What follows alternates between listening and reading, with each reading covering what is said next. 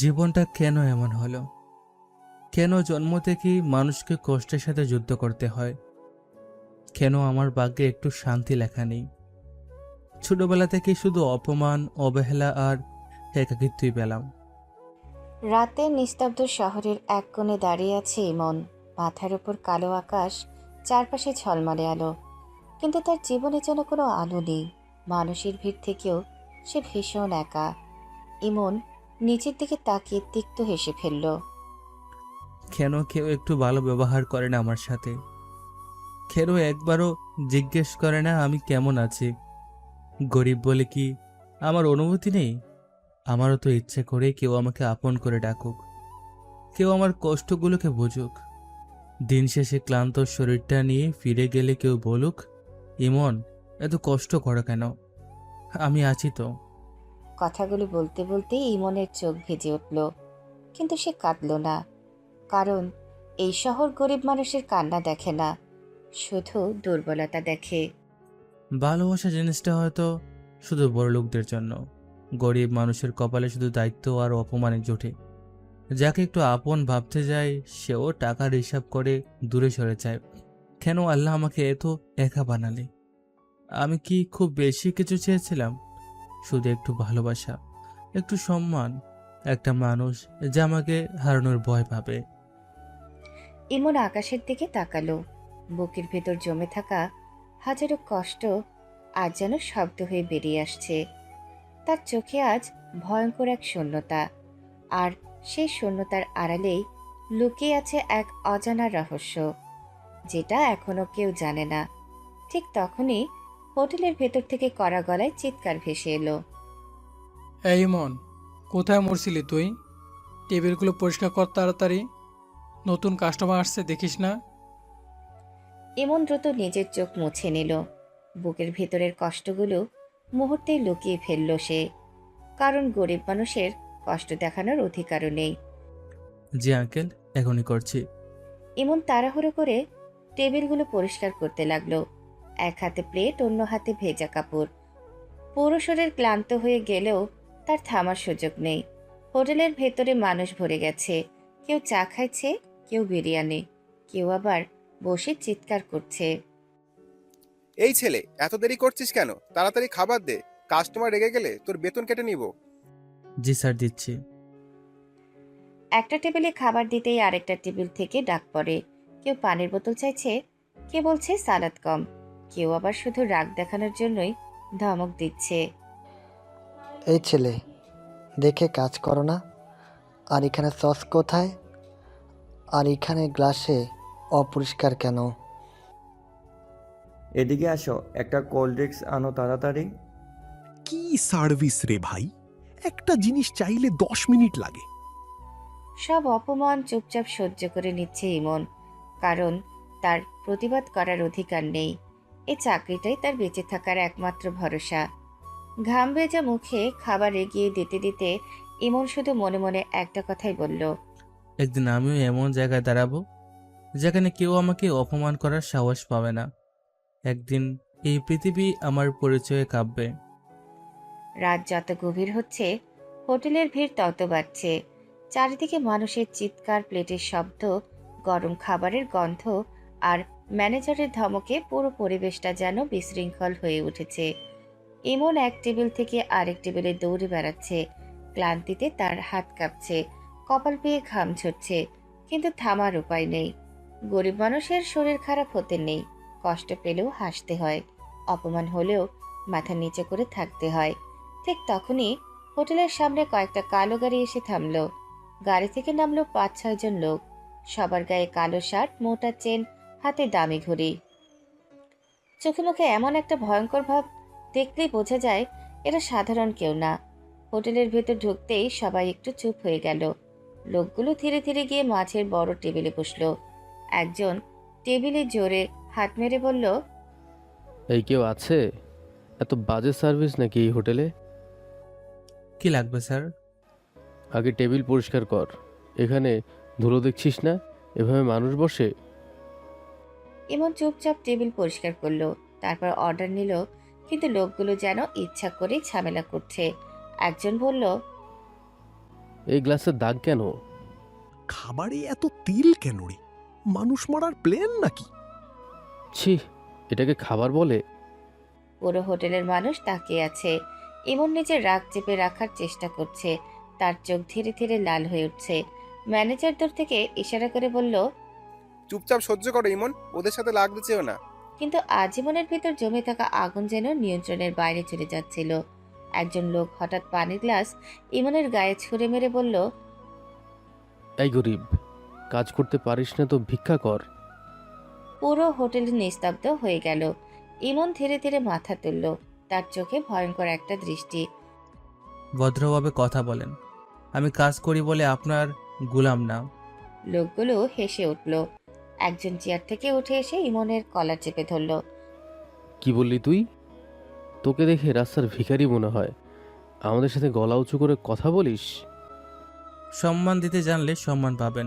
লোকটা মুহূর্তেই রেগে গিয়ে সজোরে ইমনের মুখে ঘুষি মারল। ধপ করে মাটিতে পড়ে গেল ইমন। তার ঠোঁট ফেটে রক্ত বের হতে লাগলো। লোকটা গালাগালি করতে করতে বলল, তোর মতো চাকরদের জায়গা পায়ের নিচে। কিন্তু পরের মুহূর্তেই সবাই অবাক হয়ে গেল। ইমন ধীরে ধীরে উঠে দাঁড়ালো। তার চোখে এখন আর কোনো কষ্ট নেই, শুধু ভয়ঙ্কর ঠান্ডা রাগ। হঠাৎ সে লোকটার মুখে সজোরে ঘুষি মারল। লোকটা টেবিলের উপর গিয়ে পড়ল। পুরো হোটেলের চিৎকার পড়ে গেল। ইমন একের পর এক ঘুষি মারতে লাগলো। তার আঘাতগুলো এত ভয়ঙ্কর ছিল যে লোকগুলো পর্যন্ত হতভম্ব হয়ে গেল। একজন পেছন থেকে চেয়ার নিয়ে মারতে আসতেই ইমন তার হাত চেপে ধরে পেটে লাথি মারল। লোকটা ব্যথায় চিৎকার করে মাটিতে পড়ে গেল। ম্যানেজার দৌড়ে এসে ইমনকে ধরে ফেলল। ইমন থামো, তুমি পাগল হয়ে গেছো। ওরা কারা জানো? ইমন কিছু বলল না। সে শুধু রক্তমাখা ঠোঁট মুছে ভয়ঙ্কর শান্ত চোখে লোকগুলোর দিকে তাকিয়ে রইল। তারপর ধীরে ধীরে পকেট থেকে ফোন বের করলো। কেউ বুঝতে পারল না সে কাকে মেসেজ দিল। ইমন মাথার নিচে করে ছোট্ট একটা মেসেজ লিখলো। এদের তুলে নাও, গুদামে নিয়ে যাও, আজই শেষ রাত। মেসেজ পাঠিয়ে ইমন আবার স্বাভাবিক হয়ে গেল, যেন কিছুই হয়নি। আর ঠিক 5 মিনিট পর হোটেলের সামনে হঠাৎ কয়েকটা কালো গাড়ি এসে থামলো। সবাই অবাক হয়ে বাইরে তাকালো। গাড়ি থেকে নামলো কালো পোশাক পরা কয়েকজন লোক। তাদের চোখে মুখে ভয়ঙ্কর কঠোরতা। তারা সরাসরি হোটেলের ভিতরে ঢুকে সেই গুন্ডাগুলোর সামনে গিয়ে দাঁড়ালো। একজন ঠান্ডা গলায় বলল, বস ডাকছে। গুন্ডাগুলো প্রথমে রাগ দেখাতে গেলেও পরের মুহূর্তেই তাদের মুখের রং পাল্টে গেল, কারণ লোকগুলোর হাতে থাকা বিশেষ চিহ্নটা তারা চিনে ফেলেছে। একজন কাপা গলায় বলল, না না ভাই, ভুল হয়ে গেছে। কিন্তু কেউ তাদের কথা শুনল না। মুহূর্তের মধ্যে তাদের জোর করে গাড়িতে তুলে নেওয়া হলো। পুরো হোটেলের সবাই ভয়ে স্তব্ধ হয়ে দাঁড়িয়ে রইল। ম্যানেজার অবাক হয়ে বলল, এরা কারা ছিল? ইমন শুধু নিচের দিকে তাকিয়ে হালকা হাসলো। তার চোখে তখন এমন এক অন্ধকার যেটা দেখলে যে কেউ ভয় পাবে। ইমন মনে মনে বলল, আমি শুধু গরিব হোটেল বয় না, তোরা ভুল মানুষকে অপমান করেছিস। এখন থেকে তোদের প্রতিটা নিঃশ্বাস মৃত্যুর বয়ে নিয়ে চলবে। পুরো হোটেলের পরিবেশ এখনো থমথমে। কিছুক্ষণ আগেও যেখানে মানুষের চিৎকার আর খাবারের শব্দে জায়গাটা ভরেছিল, এখন সেখানে অদ্ভুত এক নীরবতা। সবাই ফিসফিস করে শুধু একটা কথাই বলছে, কারা ছিল ওই কালো পোশাকের লোকগুলো, আর কেন এত ভয় পেয়ে গেল সেই গুন্ডাগুলো। ম্যানেজার হতভম্ব হয়ে দাঁড়িয়ে আছে। তার কপালে ঘাম জমে গেছে। কি হলো এটা? আমি তো কিছুই বুঝলাম না। ওদের এভাবে তুলে নিয়ে গেল কারা? ইমন তখন মাথা নিচে করে ভাঙা গ্লাসগুলো তুলছিল। তার ঠোঁটের কোণে এখনো রক্ত শুকিয়ে লেগে আছে, কিন্তু তার মুখে কোনো ভয় নেই, বরং অদ্ভুত শান্ত একটা ভাব। ইমন ধীরে ধীরে মাথা তুলে তাকালো। বড় কোনো ক্ষমতাশালী লোক হবে হয়তো। দেখলেন না গুন্ডাগুলো কেমন ভয় পেয়ে গেল? হ্যাঁ, ওদের তো দেখে মনে হচ্ছিল মৃত্যুর সামনে দাঁড়িয়ে আছে। কিন্তু এই শহরে এমন কার ক্ষমতা আছে? ক্ষমতাবান মানুষদের পরিচয় সবাই জানে না স্যার, কিছু মানুষ ছায়ার আড়ালেই থাকে। ইমনের কথায় ম্যানেজারের বুকের ভিতর কেমন যেন কেঁপে উঠল। কয়েক সেকেন্ডের জন্য তার মনে হলো এই ছেলেটা আসলে যতটা সাধারণ দেখায় ততটা সাধারণ না, কিন্তু পর মুহূর্তে সে মাথা ঝাঁকিয়ে ভাবনাটা সরিয়ে দিল। ইমন আবার আগের মতো কাজ করতে লাগলো। কেউ খাবার চাইলে দিচ্ছে, কেউ ডাকলে দৌড়ে যাচ্ছে, যেন কিছুই হয়নি। কিন্তু কেউ জানে না এই সাধারণ ওয়েটারের মুখোশের আড়ালে লুকিয়ে আছে ভয়ঙ্কর এক অন্ধকার সাম্রাজ্য।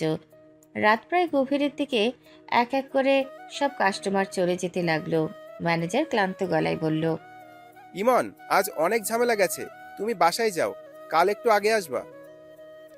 ইমন মাথা নেড়ে বের হয়ে গেল। হোটেল থেকে বের হতেই ঠান্ডা রাতের বাতাস তার মুখে লাগলো। রাস্তা প্রায় ফাঁকা, দূরে স্ট্রিট লাইটের আলো জ্বলছে। ইমন ধীরে ধীরে হাঁটতে লাগলো। তার চেহারায় আবার সেই শান্ত নিরীহ ভাবটা ফিরে এসেছে। কিন্তু কয়েক মিনিট হাঁটার পরেই সে থেমে গেল। রাস্তার এক কোণে কয়েকটা কালো গাড়ি দাঁড়িয়ে আছে। গাড়িগুলোর সামনে কালো পোশাক পরা কয়েকজন লোক মাথা নিচে করে দাঁড়িয়ে। ইমন এগিয়ে যেতে সবাই সম্মানের সাথে মাথা ঝুঁকিয়ে দিল। একজন দরজা খুলে বলল, বস।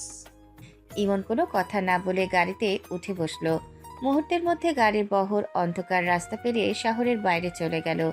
চারপাশে এখন শুধু নির্জনতা। দূরে একটা বিশাল পুরনো গুদামঘর দেখা যাচ্ছে। গাড়ি থামতে গার্ডরা দ্রুত দরজা খুলে দিল। গুদামের ভেতর থেকে চিৎকারের শব্দ ভেসে আসছে। ইমন ধীরে ধীরে ভেতরে ঢুকলো। ভেতরের দৃশ্যটা ভয়ঙ্কর। সেই গুন্ডাগুলোকে হাত পা বেঁধে মাটিতে ফেলে রাখা হয়েছে। কয়েকজন গার্ড তাদের নির্মমভাবে মারছে। একজনের মুখে রক্ত ভেসে গেছে, আরেকজন মাথায় চিৎকার করছে। ঠিক তখনই একজন মাথা তুলে ইমনকে দেখল। লোকটার চোখ বিস্ময়ে বড় হয়ে গেল। তুই এখানে কেন? এটা তো ওই হোটেলের চাকর। মুখ সামলে কথা বল। উনি শুধু হোটেলের চাকর না, উনি আমাদের বস, এই শহরের মাফিয়া কিং। কথাটা শুনে লোকগুলোর মুখের রং এক মুহূর্তে সাদা হয়ে গেল। তাদের চোখে এখন শুধু ভয়, মৃত্যু ভয়। একজন কাঁপতে কাঁপতে বলল, না না বস, আমরা বুঝতে পারিনি, ভুল হয়ে গেছে। ক্ষমা করে দেন বস, আর কখনো এমন হবে না। ইমন ধীরে ধীরে তাদের সামনে গিয়ে দাঁড়ালো। তার চোখে কোনো রাগ নেই, কোনো চিৎকার নেই, শুধু ভয়ঙ্কর ঠান্ডা একটা নীরবতা। সে নিচু হয়ে একজনের কলার চেপে ধরল। তোরা জানিস আমার সবচেয়ে অপছন্দের জিনিস কি? লোকটা কাঁপতে কাঁপতে মাথা নাড়ল। ইমন ধীরে ধীরে বলল, অপমান। কারণ আমি গরিব ছিলাম বলে সারা জীবন মানুষের অপমান সহ্য করেছি, কিন্তু এখন এখন কেউ অপমান করলে তার শেষ দেখা ছাড়ি। বস প্লিজ একটা সুযোগ দেন। আমি কাউকে দ্বিতীয় সুযোগ দেই না। যারা ভুল করে তারা শাস্তি পায়। তার কথায় পুরো গুদাম নিস্তব্ধ হয়ে গেল। গার্ডরা মাথা নিচু করে দাঁড়িয়ে আছে, কারণ সবাই জানে ইমন যখন শান্ত গলায় কথা বলে তখনই সে সবচেয়ে ভয়ঙ্কর হয়ে ওঠে। পুরো গুদাম জুড়ে তখন মৃত্যুর মতো নীরবতা। চারিদিকে শুধু গুন্ডাগুলোর আতঙ্কিত নিঃশ্বাসের শব্দ শোনা যাচ্ছে। তাদের চোখে মুখে এখন আর আগের সেই দম্ভ নেই। যে মানুষটাকে কিছুক্ষণ আগেও তারা গরিব ওয়েটার ভেবে অপমান করেছিল, এখন সেই মানুষটার সামনে মৃত্যু ভয় কাঁপছে। ইমন ধীরে ধীরে সামনে এগিয়ে গেল। তার জুতোর শব্দ গুদামের ভেতর প্রতিধ্বনিত হতে লাগলো। প্রতিটা শব্দ যেন লোকগুলোর বুকের ভেতর কাঁপন ধরিয়ে দিচ্ছে। একজন কান্না করতে করতে বলল, বস প্লিজ আমাদের ছেড়ে দেন, আমরা বুঝতে পারিনি আপনি কে। হয়ে গেছে বস, টাকার দরকার হলে টাকা নেবেন, কিন্তু আমাদের মেরে ফেলবেন না। ইমন থেমে গেল। ধীরে ধীরে মাথা তুলে তাদের দিকে তাকালো। তার চোখে কোনো মায়া নেই, কোনো দয়া নেই, শুধু অন্ধকার। তোরা জানিস এই পৃথিবীতে সবচেয়ে সস্তা জিনিস কি? লোকগুলো ভয় কাঁপতে কাঁপতে তার দিকে তাকিয়ে রইল। ইমন ঠান্ডা গলায় বলল, গরিব মানুষের জীবন।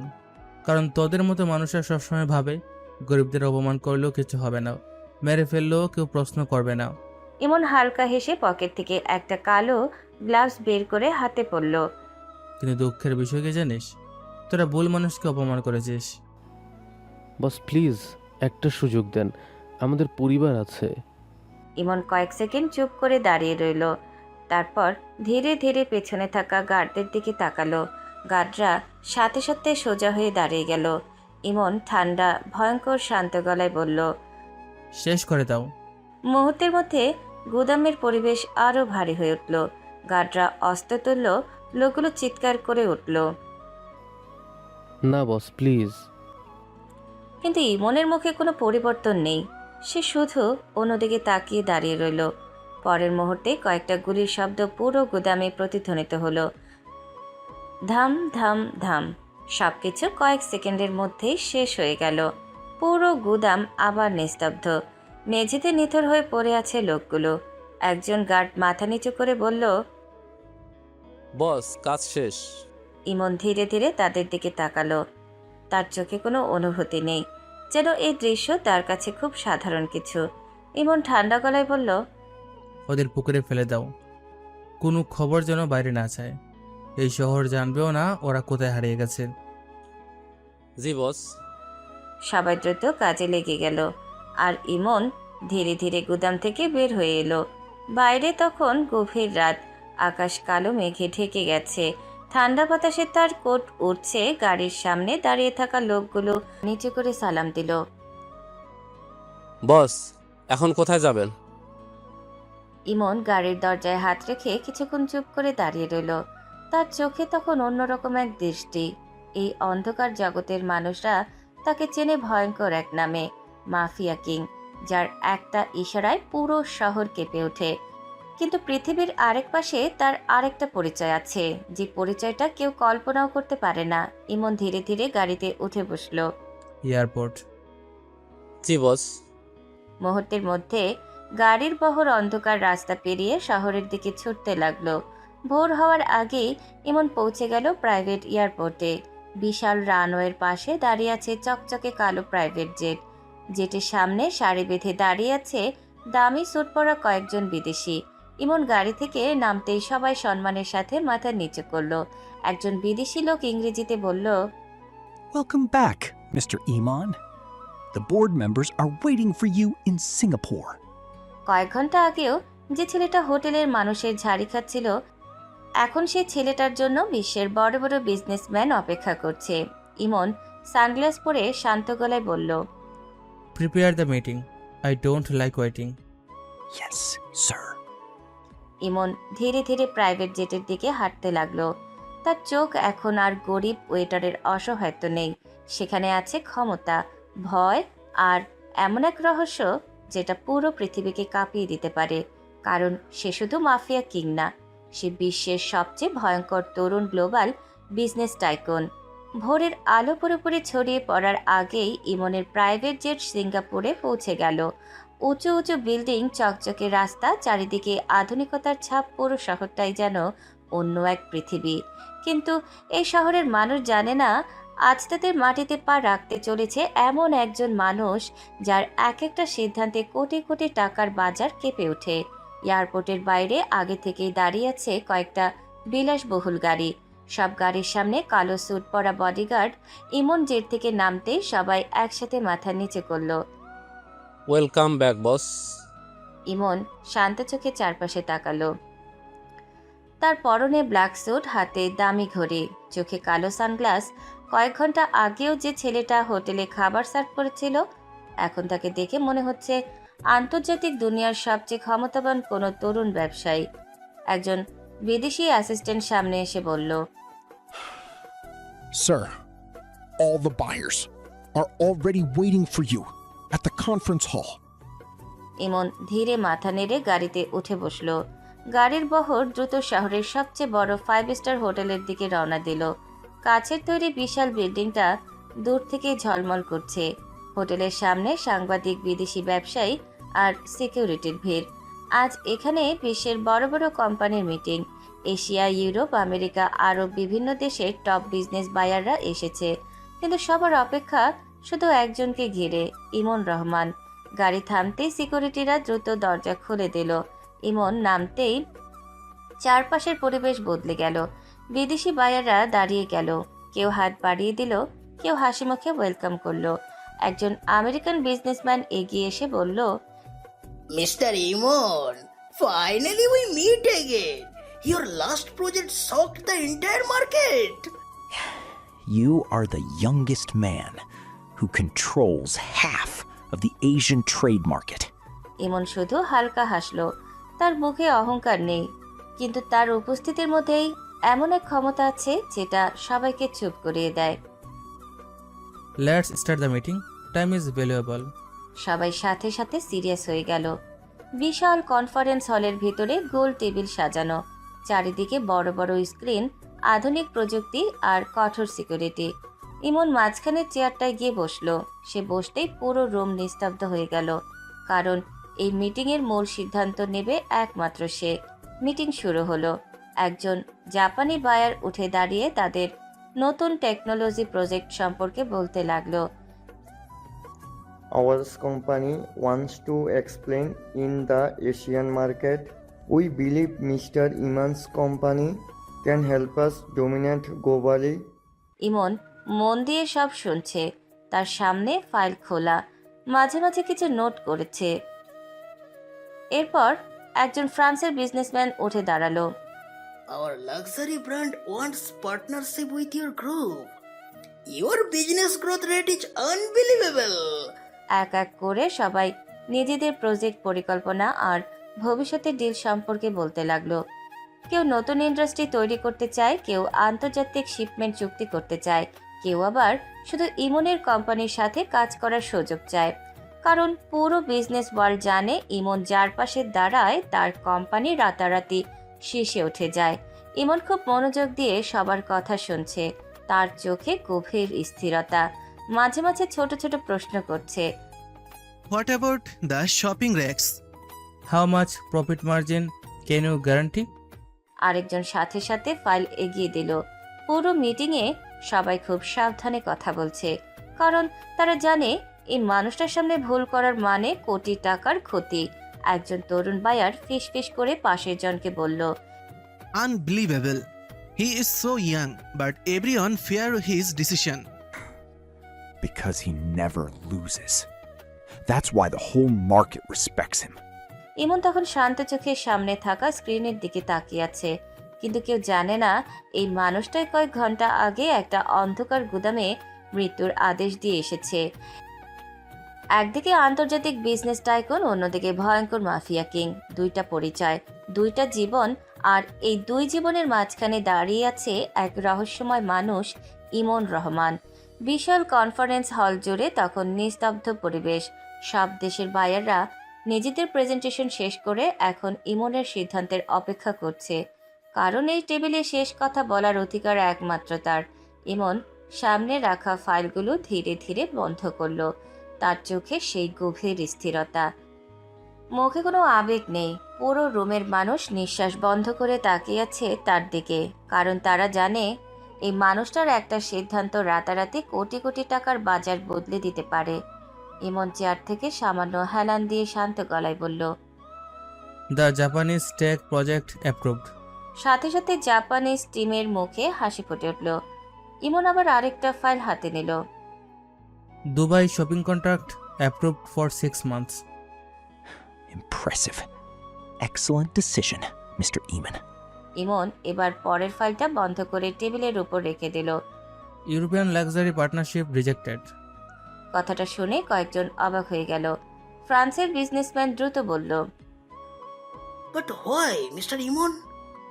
Our offer is one of the biggest in Europe. Big offers don't impress me. Loyalty and long-term value do. লোকটা চুপ হয়ে গেল। ইমন আবার কয়েকটা ফাইল একসাথে সরিয়ে দিল। These projects are cancelled. Too much risk, low control. I don't waste time on unstable business. পুরো রুম নিস্তব্ধ। কেউ তর্ক করার সাহস পেল না, কারণ সবাই জানে ইমন যেটা একবার সিদ্ধান্ত নেয় সেটা আর বদলায় না। একজন সিনিয়র বায়ার নিচু গলায় বলল, That's why he rules the market. He thinks 10 steps ahead of everyone. Meeting শেষ হতে প্রায় 3 ঘন্টা লেগে গেল। শেষে সবাই একে একে উঠে দাঁড়িয়ে ইমনের সাথে হাত মেলাতে লাগলো। কেউ ভবিষ্যতে আবার কাজ করার আশা প্রকাশ করছে, কেউ তার প্রশংসা করছে, কিন্তু ইমনের চোখে মুখে কোনো আগ্রহ নেই, যেন এসব তার কাছে খুব সাধারণ কিছু। মিটিং শেষ হতেই তার পার্সোনাল অ্যাসিস্ট্যান্ট দ্রুত এগিয়ে এলো। Sir, tonight there is a private dinner party arranged by the international board members. All top investors will attend. Cancel it. Cancel? But, sir, they specially requested your presence. I'm not interested. Arrange my return flight. Assistant কয়েক second চুপ করে রইল, কারণ এসব সুযোগ পাওয়ার জন্য পৃথিবীর বড় বড় বিজনেসম্যানরা অপেক্ষা করে, আর ইমন সেটা এক মুহূর্তে ফিরিয়ে দিল। Sir, you want to leave now? Yes, I have important work in Bangladesh. তার চোখে তখন অদ্ভুত এক ভাব, যেন এই বিলাসবহুল পৃথিবী তার নিজের না। কয়েক ঘন্টার মধ্যেই প্রাইভেট জেট আবার আকাশে উঠল। সিঙ্গাপুরের ঝলমলে শহর ধীরে ধীরে দূরে সরে যেতে লাগলো।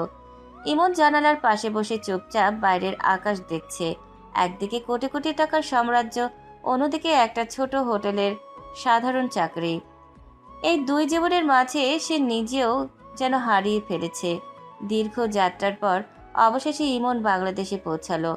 বিকেলের আলো যখন ধীরে ধীরে ম্লান হয়ে আসছে, এয়ারপোর্ট থেকে বের হতেই কালো গাড়ির বহর আবার তাকে ঘিরে ধরল। একজন গার্ড সম্মানের সাথে বলল, বস কোথায় যাবেন? না, হোটেলে নিয়ে চলো। গার্ড অবাক হলেও কিছু বলল না। কিছুক্ষণ পর গাড়ি শহরের সেই ছোট্ট হোটেলের সামনে এসে দাঁড়ালো। ইমন গাড়ি থেকে নেমে আবার আগের মতো সাধারণ একটা শার্ট পরে ভেতরে ঢুকলো, যেন সে কোনোদিন এই শহরের ক্ষমতাবান মানুষই ছিল না। হোটেলের ভিতরে তখন প্রচুর ভিড়। ম্যানেজার আর মালিক ব্যস্ত হয়ে দৌড়াদৌড়ি করছে। ইমন ভেতরে ঢুকতেই মালিক রাগে চিৎকার করে উঠল, এই ইমন, সারাদিন কই মরছিলি তুই? হোটেলের সবাই তাকিয়ে রইল। মালিক রাগে ফুঁসতে ফুঁসতে সামনে এগিয়ে এলো। ফোন বন্ধ কেন ছিল? আজ কত চাপ ছিল জানিস? সব কাজ আমাকে সামলাইতে হয়েছে। তুই কি নিজেকে মালি ভাবতে শুরু করছিস নাকি? ইমন মাথা নিচু করে চুপচাপ দাঁড়িয়ে রইল। মালিক আরও রেগে গিয়ে বলল, গরিব মানুষকে বেশি সুযোগ দিলে মাথায় উঠে বসে। কাজ করতে ইচ্ছে না করলে এখনই বের হয়ে যা। তোর মতো 10টা ছেলে একদিনে চাকরি নিবে? চারপাশে সবাই চুপ হয়ে গেল, কারণ মালিক যখন রেগে যায় তখন খুব খারাপভাবে অপমান করে। ইমন ধীরে ধীরে মাথা তুলল। তার চোখে কয়েক সেকেন্ডের জন্য ভয়ঙ্কর ঠান্ডা একটা দৃষ্টি ফুটে উঠল, কিন্তু পরের মুহূর্তেই সে সেটা লুকিয়ে ফেলল। ইমন শান্ত গলায় বলল, ভুল হয়ে গেছে আঙ্কেল, আর হবে না। যা এখন টেবিলগুলো পরিষ্কার কর। কাস্টমার বসে আছে, দেখছিস না? ইমন আবার চুপচাপ কাজে লেগে গেল। কেউ জানেও না যে যে ছেলেটাকে সবাই ধমক দিচ্ছে সে চাইলে এই পুরো হোটেলটাই 1 মিনিটে কিনে ফেলতে পারে, কিন্তু তবুও সে সব অপমান মুখ বুজে সহ্য করছে, কারণ ইমন রহমানের জীবনের সবচেয়ে বড় রহস্য এখনও কেউ জানে না। রাত অনেকটা গড়িয়ে গেছে। হোটেলের আগে সেই ভিড় এখন আর নেই। কিছুক্ষণ আগেও যেখানে মানুষের চিৎকার, অর্ডার আর ব্যস্ততায় পুরো জায়গাটা মাথার উপর উঠে যাচ্ছিল, এখন সেখানে ক্লান্ত এক নীরবতা নেমে এসেছে। দু একটা টেবিলে কিছু কাস্টমার বসে আছে, কেউ চা খাচ্ছে, কেউ ফোনে কথা বলছে। ইমন ধীরে ধীরে টেবিলগুলো পরিষ্কার করছে। তার মুখে ক্লান্তি স্পষ্ট, চোখের নিচে কালো ছাপ পড়ে গেছে, কিন্তু তবুও সে চুপচাপ কাজ করেই যাচ্ছে। ম্যানেজার দূর থেকে অনেকক্ষণ ধরে ইমনকে দেখছিল। তার মনে আজকাল একটা প্রশ্ন বারবার ঘুরছে, এই ছেলেটা আসলে কে? সাধারণ একটা হোটেল বয় হলে তার মধ্যে এত অদ্ভুত শান্তভাব আসে কিভাবে? এত অপমান সহ্য করার পরও সে কখনো প্রতিবাদ করে না কেন? আর মাঝে মাঝে হঠাৎ কয়েকদিনের জন্য কোথায় হারিয়ে যায়? ম্যানেজার ধীরে ধীরে ইমনের পাশে এসে দাঁড়ালো। কি ব্যাপার ইমন, তুই মাঝে মাঝে কোথায় চলে যাস বলতো? ইমন হাতের কাপড়টা টেবিলের উপর রেখে মাথা তুলল, তারপর শান্ত কণ্ঠে বলল, কোথাও যাই না তো স্যার, একটু কাজ থাকে। কাজ? কিসের কাজ? তুই তো এখানে চাকরি করিস। সব কাজ কি সবাইকে বলা যায় স্যার? একটা কথা বলি ইমন, তোরে আমি ঠিক বুঝি না। মালিক তোকে এত রাগারাগি করে, এত অপমান করে, তাও তুই কিছু মনে করিস না? অন্য কেউ হলে অনেক আগেই চাকরি ছেড়ে দিত। ইমন কয়েক সেকেন্ড চুপ করে রইল, তারপর নিচের দিকে তাকিয়ে শান্ত গলায় বলল, বড়রা তো ভালোর জন্যই রাগারাগি করে স্যার, এতে রেগে কি হবে? তোর রাগ লাগে না? অপমান লাগে না? গরিব মানুষের রাগ দেখানোর অধিকার কম স্যার, আর আমি ছোটবেলা থেকেই শিখে গেছি চুপচাপ সহ্য করতে। কথাগুলো শুনে ম্যানেজারের বুকের ভিতর কেমন যেন ভারী হয়ে গেল। সে ধীরে ধীরে বলল, তুই অনেক ভালো ছেলে ইমন, এই পৃথিবী তোর মতো মানুষদের কষ্টই বেশি দেয়। ইমন কিছু বলল না, শুধু হালকা হাসলো। কিন্তু তার ভেতরে তখন অন্যরকম ঝড় বইছে, কারণ এই পৃথিবী জানে না যে ছেলেটাকে তারা গরিব আর অসহায় ভাবে সেই চাইলে মুহূর্তে পুরো শহরের ক্ষমতা বদলে দিতে পারে। রাত আরও গভীর হলো। এক এক করে সব কাস্টমার চলে গেল। শেষ টেবিলটাও পরিষ্কার করে ইমন ক্লান্ত শরীরে ব্যাগটা কাঁধে নিল। ম্যানেজার বলল, যা বাসায় যা, এখন অনেক রাত হয়েছে। ইমন মাথা নেড়ে হোটেল থেকে বের হয়ে গেল। রাতের শহরটা এখন অনেক শান্ত। রাস্তার লাইটগুলো ছিমছিম করছে। দূরে কুকুরের ডাক শোনা যাচ্ছে। ইমন ধীরে ধীরে হাঁটছে। তার মুখে ক্লান্তি থাকলেও চোখে অদ্ভুত এক শূন্যতা। কয়েক মিনিট পর সে একটা ছোট্ট পুরনো বাড়ির সামনে এসে থামল। এটাই তার বাড়ি। বাড়িটার দেয়ালগুলো পুরনো টিনের ছাদ, ছোট্ট উঠান, কিন্তু এই ছোট্ট বাড়িটাতেই আছে তার জীবনের সবচেয়ে আপন মানুষটা, তার মা। ইমন দরজা খুলে ভেতরে ঢুকতেই দেখলো তার মা এখনো জেগে বসে আছে। চোখে মুখে স্পষ্ট দুশ্চিন্তা। মা ইমনকে দেখে দ্রুত উঠে দাঁড়ালো। কই ছিলি তুই? কাল রাতে বাসায় আসিস না কেন? আমি সারা রাত ঘুমাতে পারি না জানিস। মায়ের কণ্ঠে রাগের চেয়ে চিন্তাই বেশি ছিল। ইমন মায়ের কাছে গিয়ে ধীরে তার হাত ধরল। আরে মা, এত চিন্তা করো কেন? আমি ঠিক আছি। তুই ঠিক থাকলেই হইল। আমি তোর মা, তোর জন্য চিন্তা হইব না? ইমন মায়ের দিকে তাকিয়ে মৃদু হাসল। এই পৃথিবীতে একমাত্র এই মানুষটার সামনে সে নিজেকে দুর্বল মনে করে। মা আবার জিজ্ঞেস করলো, বল কোথায় ছিলি? মা, সিঙ্গাপুরে মিটিং ছিল। কথাটা শুনে তার মা কয়েক সেকেন্ড চুপ করে রইল। তারপর বিরক্ত হয়ে বলল, আবার শুরু করেছিস তোর ফাজলামি? হোটেলে চাকরি করিস, আবার সিঙ্গাপুরে মিটিং? ইমন হেসে ফেলল, কারণ সে জানে এই পৃথিবীতে কেউ তার সত্যিটা বিশ্বাস করবে না। ছোট্ট ঘরটার ভেতর হালকা আলো জ্বলছে। পুরনো একটা ফ্যান ধীরে ধীরে ঘুরছে। রাত অনেক গভীর হয়ে গেছে, তবুও ঘুম আসেনি এই বাড়ির একজন মানুষের চোখে, কারণ তার ছেলে এখনো বাসায় ফেরেনি। আর এখন বহু অপেক্ষার পর দরজার সামনে দাঁড়িয়ে আছে ইমন।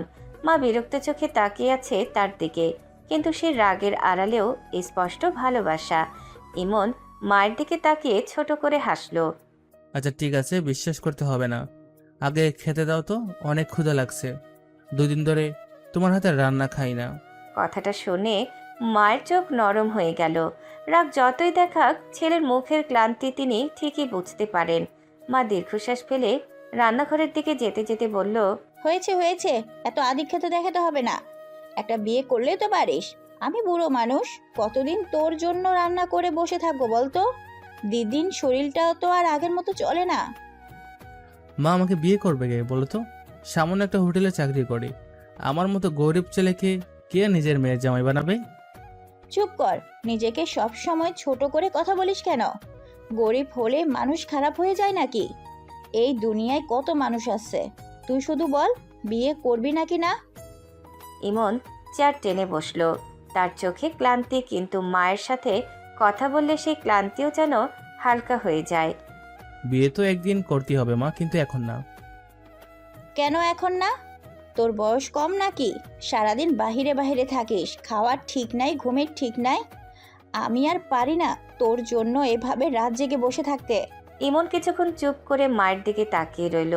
এই ছোট্ট ঘরটাতে এই সাধারণ মহিলাটার মধ্যেই লুকিয়ে আছে তার পুরো পৃথিবী। এই মানুষটা ছাড়া তার জীবনের সত্যিকারের কষ্ট কেউ বোঝেনি। হঠাৎ ইমন উঠে গিয়ে মাকে পেছন থেকে জড়িয়ে ধরল। মা চমকে উঠল। ইমন মাথাটা মায়ের কাঁধে রেখে ধীরে ধীরে বলল, তুমি ছাড়া আর কে আমাকে বুঝবে মা? তুমি তো আমার সব। মায়ের চোখ হঠাৎ ভেজে উঠল, কিন্তু তিনি সেটা লুকিয়ে বিরক্ত হওয়ার ভান করলেন। এইসব ঢং বাদ দে তো, বড় বড় কথা বলতে খুব শিখেছিস আজকাল। একটা বিয়ে কর, আমি আর পারবো না প্রতিদিন তোর জন্য রাত জেগে বসে থাকতে। কখন আসবি, খেয়েছিস কিনা, ঠিক আছিস কিনা, এই চিন্তা করতে করতেই আমার জীবন শেষ। ইমন মায়ের হাতটা ধরে কিছুক্ষণ চুপ করে রইল। তার চোখে তখন অদ্ভুত এক অনুভূতি। সে কোটি কোটি টাকার মালিক হতে পারে, পৃথিবীর ভয়ঙ্কর মানুষরা তাকে ভয় পেতে পারে, কিন্তু এই ছোট্ট বাড়িতে এসে সে আবার সেই সাধারণ ইমন হয়ে যায়, মায়ের ছেলে। ইমন হেসে বলল, আচ্ছা আচ্ছা, আগে বাদ দাও তো, খুব খিদে লাগছে। হাত মুখ ধুয়ে আয় আগে, তারপর খেতে বস। ঠিক আছে মা, বাদ বারো, আজ অনেক খাবো। ইমন হাত মুখ ধুতে চলে গেল আর মা চুপচাপ ছেলের দিকে তাকিয়ে রইলেন। তার মনে সবসময় একটা ভয় কাজ করে, এই ছেলেটা যেন দিন দিন তার কাছ থেকে দূরে সরে যাচ্ছে। কিন্তু তিনি জানেন না তার ছেলের জীবনের সাথে জড়িয়ে আছে এমন এক অন্ধকার পৃথিবী, যেটার ছায়া একদিন এই ছোট্ট ঘরটাতেও এসে পড়তে পারে। ছোট ডাইনিং টেবিলের ওপর গরম ভাত, ডাল, আলু ভর্তা আর ডিম ভাজি রাখা, খুব সাধারণ খাবার। কিন্তু এই খাবারের মধ্যেই যেন ইমনের কাছে পৃথিবীর সব শান্তি লুকিয়ে আছে। সারাদিন মানুষের অপমান, ব্যবসার চাপ, অন্ধকার জগতের ভয়ঙ্কর সিদ্ধান্ত, সব কিছুর পরে এই ছোট্ট ঘরটাই তার একমাত্র স্বস্তির জায়গা। ইমন হাত মুখ ধুয়ে এসে চুপচাপ খেতে বসলো। মা ভাত বাড়তে বাড়তে বলল, আরো ভাত দিব? আগে এটা শেষ করি, 2 দিন পরে তোমার রান্না খাচ্ছি। আজ মনে হয় পুরো হাড়ি শেষ করে ফেলবো। মা মুচকি হাসলো। ছেলের মুখে এমন তৃপ্তি দেখে তার বুকটা ভরে গেল। বাহিরে বড় বড় হোটেলে খাবার খেয়ে তো এখন আর আমার রান্না ভালো লাগার কথা না। দুরু মা, তোমার হাতের রান্নার সাথে কোনো কিছুরই তুলনা হয় না। পৃথিবীর সবচেয়ে বড় হোটেলের শেফও তোমার মতো রান্না করতে পারবে না। তেল মারা শিখেছিস ভালোই। ইমনও হেসে ফেলল। অনেকদিন পর মা ছেলে একটু শান্তিতে বসে গল্প করছে। বাইরে রাত গভীর হচ্ছে, চারপাশ নিস্তব্ধ। মা কিছুক্ষণ চুপচাপ ইমনের দিকে তাকিয়ে রইল, তারপর হঠাৎ বলল, আচ্ছা ইমন, নীলাকে তোর কেমন লাগে? কেমন আবার, ভালো। ওই ভালো না, বিয়ের জন্য কেমন লাগে জিজ্ঞেস করছি। ইমন মুখের ভাত প্রায় গিলতেই ভুলে গেল। সাথে সাথে সে প্রায় চিৎকার করে উঠল, কি? এত চমকাচ্ছিস কেন? আমি কি ভুল কিছু বলছি? মা, নীলা আমার খালাতো বোন। তো কি হয়েছে? পৃথিবীতে কি আর কেউ খালাতো বোনকে বিয়ে করে নাই? করেছে, কিন্তু আমি করব না। কেন? নীলার সমস্যা কি? মেয়ে দেখতে সুন্দর, পড়ালেখাও করে, কথাবার্তাও ভালো। ভালো। তোমার বোনের মেয়ে ফাজিল নাম্বার 1, ওকে বিয়ে করলে আমার জীবন শেষ। তোর সাথে ঠিকই মানাবে, তুইও কম না। না মা, প্লিজ এই কাজ করো না, আমার জীবন তেনা তেনা করে দিবে মেয়েটা। ইমনের কথা মনে পড়তেই তার চোখের সামনে ভেসে উঠল নীলার চেহারা। সারাক্ষণ ঝগড়া করে, একটুতেই রেগে যায়, কথায় কথায় ধমক দেয়, আর ইমনকে দেখলেই যেন খোঁচা মারার সুযোগ খুঁজে। ছোটবেলা থেকে তাদের দেখা হলে যুদ্ধ শুরু হয়ে যায়। মা এবার গভীর গলায় বলল, যাই হোক, ওকে আমার পছন্দ তোর জন্য। মা? হ্যাঁ, তবুও ওকেই তোর বউ করব। আল্লাহ, আমার জীবনে এত শত্রু ছিল না যতটা তোমার মেয়ে হয়ে গেছে। চুপ কর, নীলা অনেক ভালো মেয়ে, তুই বুঝিস না। হ্যাঁ বুঝি, অনেক ভালো বলি গতবার জারু দিয়ে আমাকে মারতে আসছিল। ওইটা তুই আগে ওকে রাগাইছিলি। আমি আমি কি করেছি? ওর প্রজেক্টর ফাইল লুকিয়ে রাখছিলি না? আরে মজা করছিলাম, ও এমনভাবে তেড়ে আসছিল যেন আমাকে খুন করে ফেলবে। মা ছেলের কথোপকথনের ছোট্ট ঘরটা হাসিতে ভরে উঠল। কিন্তু ইমন জানে না যে মেয়েটাকে সে শুধু ঝগড়াটে, ফাজিল আর রাগী ভাবে, সে মেয়েই খুব শীঘ্রই তার জীবনের দখল নিতে আসছে। ভোরের আলো ধীরে ধীরে জানালার ফাঁক দিয়ে ঘরের ভিতরে ঢুকছে।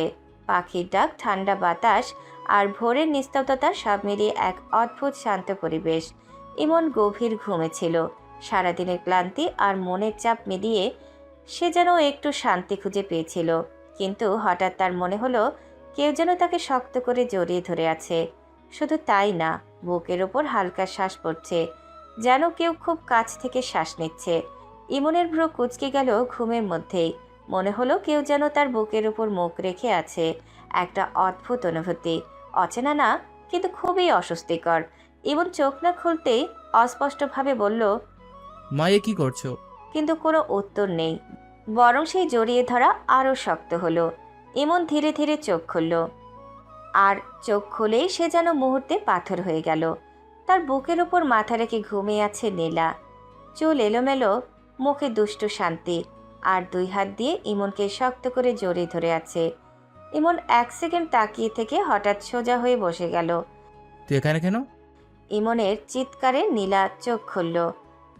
আলসেমি ভরা চোখে সে একদম নির্লজ্জভাবে হেসে দিল। কেন আবার? আমার 2 দিন পরে তোদের সাথে বিয়ে হবে না? তাই আগে থেকে প্র্যাকটিস করছি, জড়িয়ে ধরে ঘুমানোর ট্রাই। এ কি বললি, পাগল হয়ে গেছিস? পাগল না, প্র্যাকটিক্যাল। বিয়ের পর তো এমনই করতে হবে। তুই আমার ঘরে ঢুকলি কিভাবে, আর আমাকে এভাবে দৌড়লি কেন? চাবি দিয়ে ঢুকছে, খালা দিয়েছে। মা, হ্যাঁ, আর জড়িয়ে ধরছিস কারণ তুই তো বলেছিস আমাকে বিয়ে করবি না, তাই আগে থেকে অভ্যাস করছি। আল্লাহ, আমার জীবনে শান্তি নাই কেন? শান্তি চাইলে আমাকে বিয়ে কর। কিছুতেই না। কথাটা শেষ না হতেই নীলা হঠাৎ রেগে গিয়ে ঝাঁপিয়ে পড়ল ইমনের ওপর। এই কি করছিস? পরের মুহূর্তেই নীলা সজোরে ইমনের বুকে কামড় বসিয়ে দিল। আহ, রাক্ষস, জীবনে মাংস খাসনি? খাইছি তো, এখন তোরটা খেলাম। তুই মানুষ না, তুই বিপদ।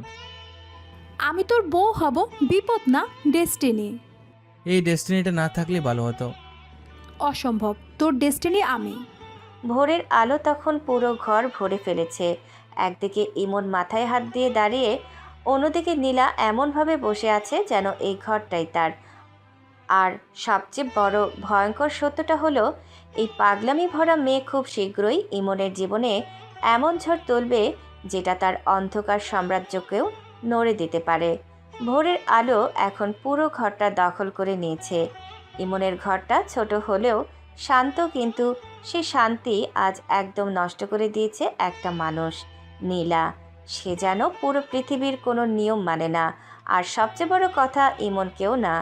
ইমন মাথায় হাত দিয়ে দাঁড়িয়ে আছে, আর নীলা বিছানায় বসে এমনভাবে হাসছে যেন কিছুই হয়নি। ইমন চোখ ছোট করে বলল, এত ভোরে এলি কিভাবে তুই? ভাই নামিয়ে দিয়ে গেছে। ভাই? হ্যাঁ। মানে আমার জীবনে জ্বালানোর জন্য তোদের পুরো পরিবার রেডি হয়ে গেছিস নাকি? হ্যাঁ, সো জ্বালার জন্য তৈরি হও। ইমন কয়েক সেকেন্ড চুপ করে রইল। তার মাথা এখন পুরো কাজ করছে না। তারপর হঠাৎ রেগে গিয়ে বলল, এই নির্লজ্জ মেয়ে, বের হরম থেকে। যাই বলো, কাজ হবে না। আমাকে তোমার বিয়ে করতেই হবে। অসম্ভব। দেখবি, সম্ভব হবে। ইমন আর সহ্য করতে পারল না। সে রাগে ঘুরে ওয়াশরুমের দিকে চলে গেল। আমি পাগল হয়ে যাবো এই মেয়ের জন্য। ওয়াশরুমের দরজা জোরে বন্ধ হয়ে গেল, আর ঘরের ভিতরে নীলা একা দাঁড়িয়ে রইল, মুখে সেই দুষ্ট হাসি। চুপচাপ রাগ কর, আমি তোর রাগই মজা পাই। ঠিক তখনই ঘরের বাইরে থেকে পায়ের শব্দ শোনা গেল। ইমনের মা রান্নাঘর থেকে এসে ভেতরে ঢুকলেন। মা অবাক হয়ে বললেন, এই যে নীলা, তুই এখানে কিভাবে? খালা, তোমার ছেলে আমাকে বিয়ে করতে চায় না। ওই পাগলটা তো এমনই করবে, চিন্তা করিস না। সত্যি? হ্যাঁ, আমার ছেলে যাই করুক, শেষ পর্যন্ত তোকে ছাড়া যাবে না। ওদিকে ওয়াশরুমের ভেতরে দাঁড়িয়ে ইমন সব শুনছিল। সে চোখ বন্ধ করে মাথা নিচু করে বলল, হে আল্লাহ, এদের সবাইকে একসাথে কে পাঠালো আমার জীবনে? তাহলে তো ঠিকই হলো খালা, আমি অপেক্ষা করব। মা হাসলেন, আর নীলা জানে এই অপেক্ষার শেষেই আছে ইমনের সবচেয়ে বড় হার বা সবচেয়ে বড় পরিবর্তন। ভোরের পর সকালটা ধীরে ধীরে পুরো ঘরটাকে আলোকিত করে তুলেছে। রান্নাঘর থেকে ভেসে আসছে গরম ভাত, ডাল আর ভাজির গন্ধ। পুরনো এই ছোট্ট বাড়ির প্রতিটা কোণে যেন এক অদ্ভুত পারিবারিক উষ্ণতা ছড়িয়ে আছে। ডাইনিং টেবিলে মা খাবার সাজিয়ে রেখেছেন। ইমন ক্লান্ত মুখে বসে আছে, কিন্তু তার চোখে এখনও রাতের অস্থিরতা রয়ে গেছে। আর তার বিপরীতে বসে আছে নীলা, যার মুখে সেই চিরচেনা দুষ্ট হাসি, যেন এই ঘরটা তার দখলে। সকালের নরম আলোয় সবাই যখন চুপচাপ বসে খাচ্ছিল, ঠিক তখনই নীলা ইচ্ছে করে সেই নীরবতা ভাঙল। খালা, তোমার ছেলে যদি আমাকে বিয়ে করেই ফেলে, তাহলে তো তোমাকে আর এত কষ্ট করে রান্না করতে হবে না, তাই না? আমি এসে সব সামলে নেব। মা হালকা হেসে ফেললেন, কিন্তু ইমন মাথা নিচে করে খাবার খেতে থাকলো। ইমন ধীরে ধীরে মাথা তুলে ঠান্ডা গলায় বলল, নাটক কম কর। জীবনে কখনো ঠিকমতো রান্না করেছিস নাকি? এখন এসে বড় বড় কথা বলছিস? নীলা একদম শান্তভাবে চামচ নামিয়ে ইমনের দিকে তাকালো। তার চোখে দুষ্ট আগুন। করিনি তো কি হয়েছে, এখন তো করব। আর কার জন্য করব বলো তো? তোর জন্য তো শিখতেই হবে, নাকি অন্য কারোর জন্য? এত ডং করবি না ফাজিল মেয়ে, সকাল সকাল মাথা গরম করিস না। খালা দেখো, তোমার ছেলে কিভাবে আমাকে অপমান করছে। তোর সাথে ওর কথা বলার স্টাইলই এমন, অভ্যাস হয়ে যাবে। ঠিকই করি আমি, না হলে ও মাথায় উঠে বসবে। মাথায় উঠে বসার মতোই জায়গা আছে আমার, তুই আমাকে নামাতে পারবি না ইমন। ইমন 1 সেকেন্ডের জন্য থেমে গেল। তার চোখে বিরক্তি, রাগ আর অদ্ভুত এক টানা পড়েন। এই মেয়ে, তুই কি জীবনে শান্তি দিতে পারবি না? শান্তি তো আমি আনবই না, আমি তোর জীবনটাই পরিবর্তন করে দেব। কথাটা বলে নীলা হেসে উঠল, আর সেই হাসির মধ্যে লুকানো ছিল এক অজানা জেদ। মা চুপচাপ দুইজনের দিকে তাকিয়ে আছেন। এদের ঝগড়া দেখতে দেখতে সে ক্লান্ত। সকালের আলো এখন পুরো শহরটাকে জাগিয়ে তুলেছে। ইমন দরজা খুলে বাইরে বের হতেই চারপাশের বাতাসে যেন নতুন দিনের ব্যস্ততা মিশে গেছে। তার কাঁধে ব্যাগ, চোখে ক্লান্তি, আর মুখে সেই চিরচেনা শান্ত ভাব, যেন কিছুই তাকে ছুঁতে পারে না। কিন্তু আজও তার পথ আগলে দাঁড়িয়ে আছে একমাত্র সমস্যা নীলা। নীলা দরজার সামনে দাঁড়িয়ে হাত গুটিয়ে এমনভাবে তাকিয়ে আছে যেন এই রাস্তা তার অনুমতি ছাড়া কেউ পার হতে পারবে না। ইমন বিরক্ত চোখে বলল, আমি হোটেলে যাচ্ছি, সরপত থেকে। নীলা এক পা এগিয়ে এসে একদম আত্মবিশ্বাসী গলায় বলল, আজ যাওয়ার দরকার নেই। কেন? কে তুই? তোর কথা আমাকে শুনতে হবে নাকি? আমি তোর হবু বউ। আন্ডা। আচ্ছা ঠিক আছে, তাহলে আসার সময় হোটেল থেকে ভালো খাবার আনবি। ছেঁকা পড়ে নাই তো, আমি কি খাবার কেরিয়ার নাকি? তাহলে বাসায় ঢুকতে পারবি না। এই মেয়ে, তুই হুমকি দিচ্ছিস আমাকে? হুমকি না, শর্ত। ইমন 1 সেকেন্ড তাকিয়ে রইল, তারপর বিরক্ত মুখে মাথা নাড়িয়ে হোটেলের দিকে হাঁটা দিল। আল্লাহ, আমার জীবনে শান্তি নাই। খাবার কিন্তু আনতে ভুলবি না। ইমন হাত নাড়িয়ে না বলার ভঙ্গিতে চলে গেল। কিন্তু তার মনে একটাই কথা ঘুরছে, এই মেয়েটা একদিন সত্যি তার জীবন পুরো উল্টে দেবে। হোটেলে পৌঁছাতেই পরিবেশটা আবার বদলে গেল। ব্যস্ত কাস্টমার, অর্ডারের ভিড় আর মালিকের চিৎকার, সব কিছু মিলিয়ে আবার সেই চেনা বিশৃঙ্খলা। ইমন দরজা দিয়ে ঢুকতেই মালিক রেগে সামনে এসে দাঁড়ালো। তোরে আমি বলি কি, আর তুই কি করিস? কাল বললাম ঠিক সময় আসবি, আজ আবার দেরি। মালিকের চোখে রাগ, কণ্ঠে বিরক্তি। ইমন শান্তভাবে মাথা নিচু করে বলল, বাড়িতে মেহমান ছিল স্যার, তাই দেরি হয়ে গেছে। মেহমান? এটা কি তোর বাড়ি নাকি হোটেল? প্রতিদিন নতুন নতুন অজুহাত। ইমন চুপচাপ দাঁড়িয়ে রইল, তার মুখে কোনো প্রতিক্রিয়া নেই।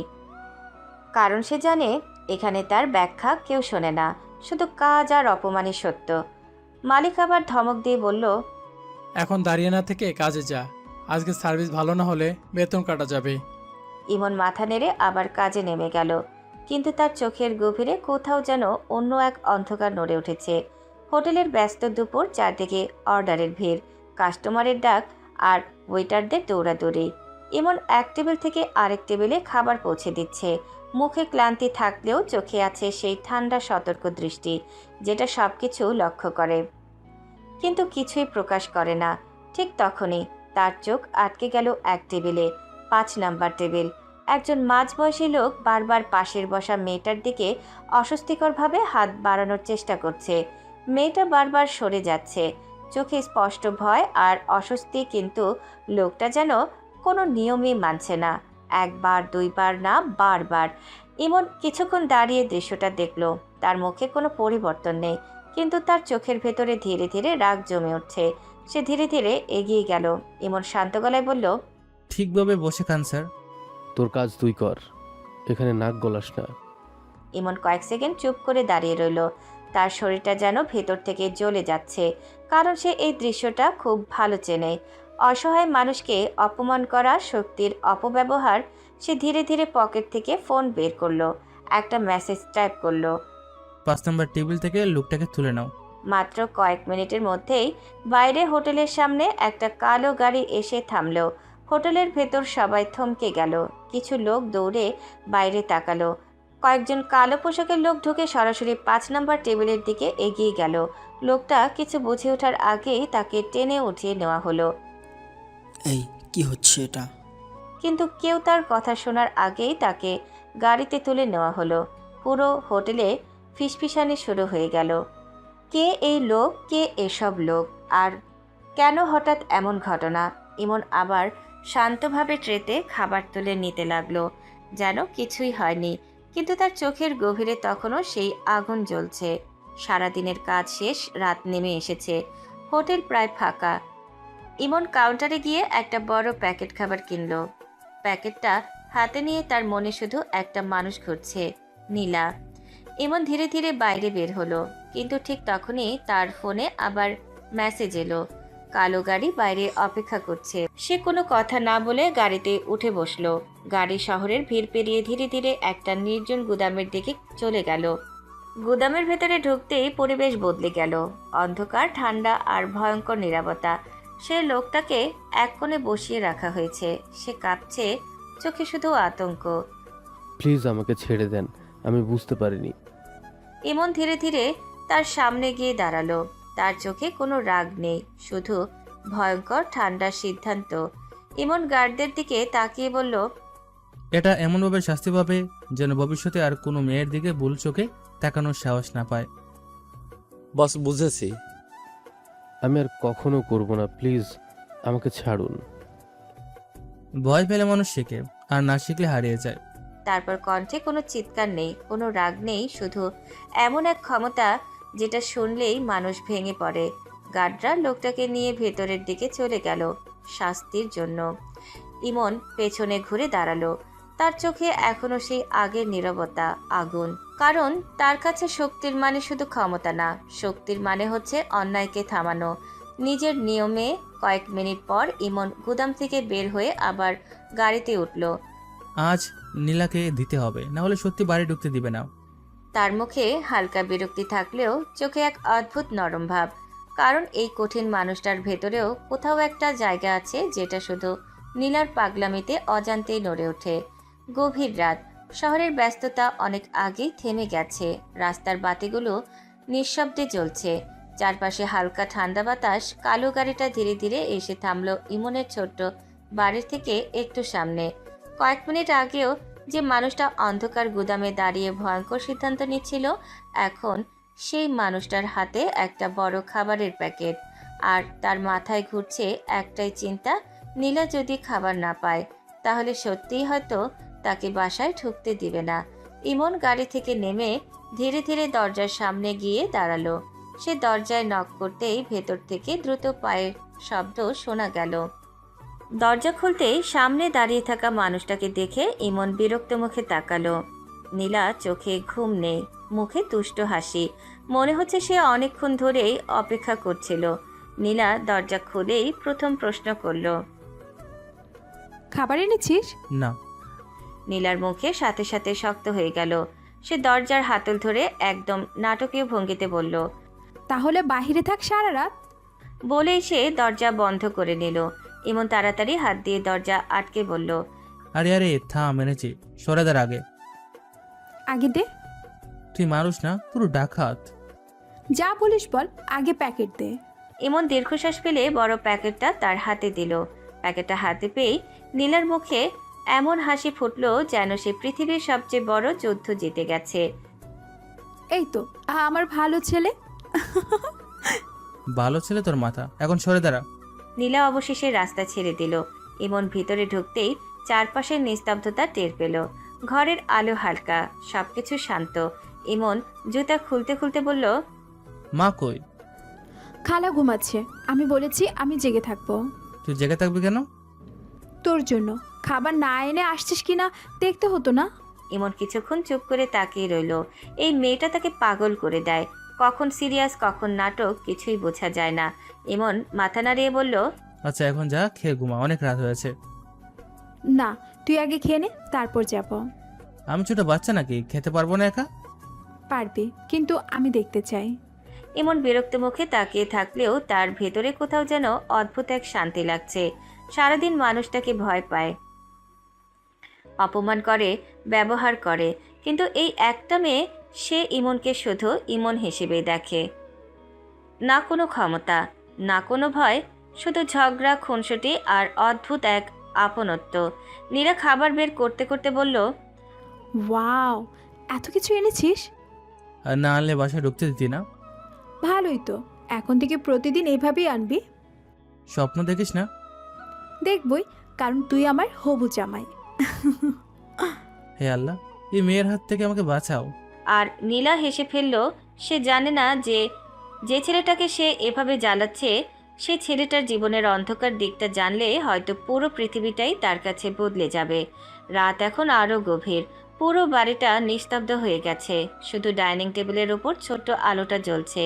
একদিকে বসে আছে ইমন, সারাদিনের ক্লান্তিতে তার চোখ লাল হয়ে আছে, কিন্তু তবুও সে চুপচাপ ভাত খাচ্ছে। আর তার সামনেই বসে আছে নীলা, যে এক মুহূর্ত চুপ থাকতে পারে না।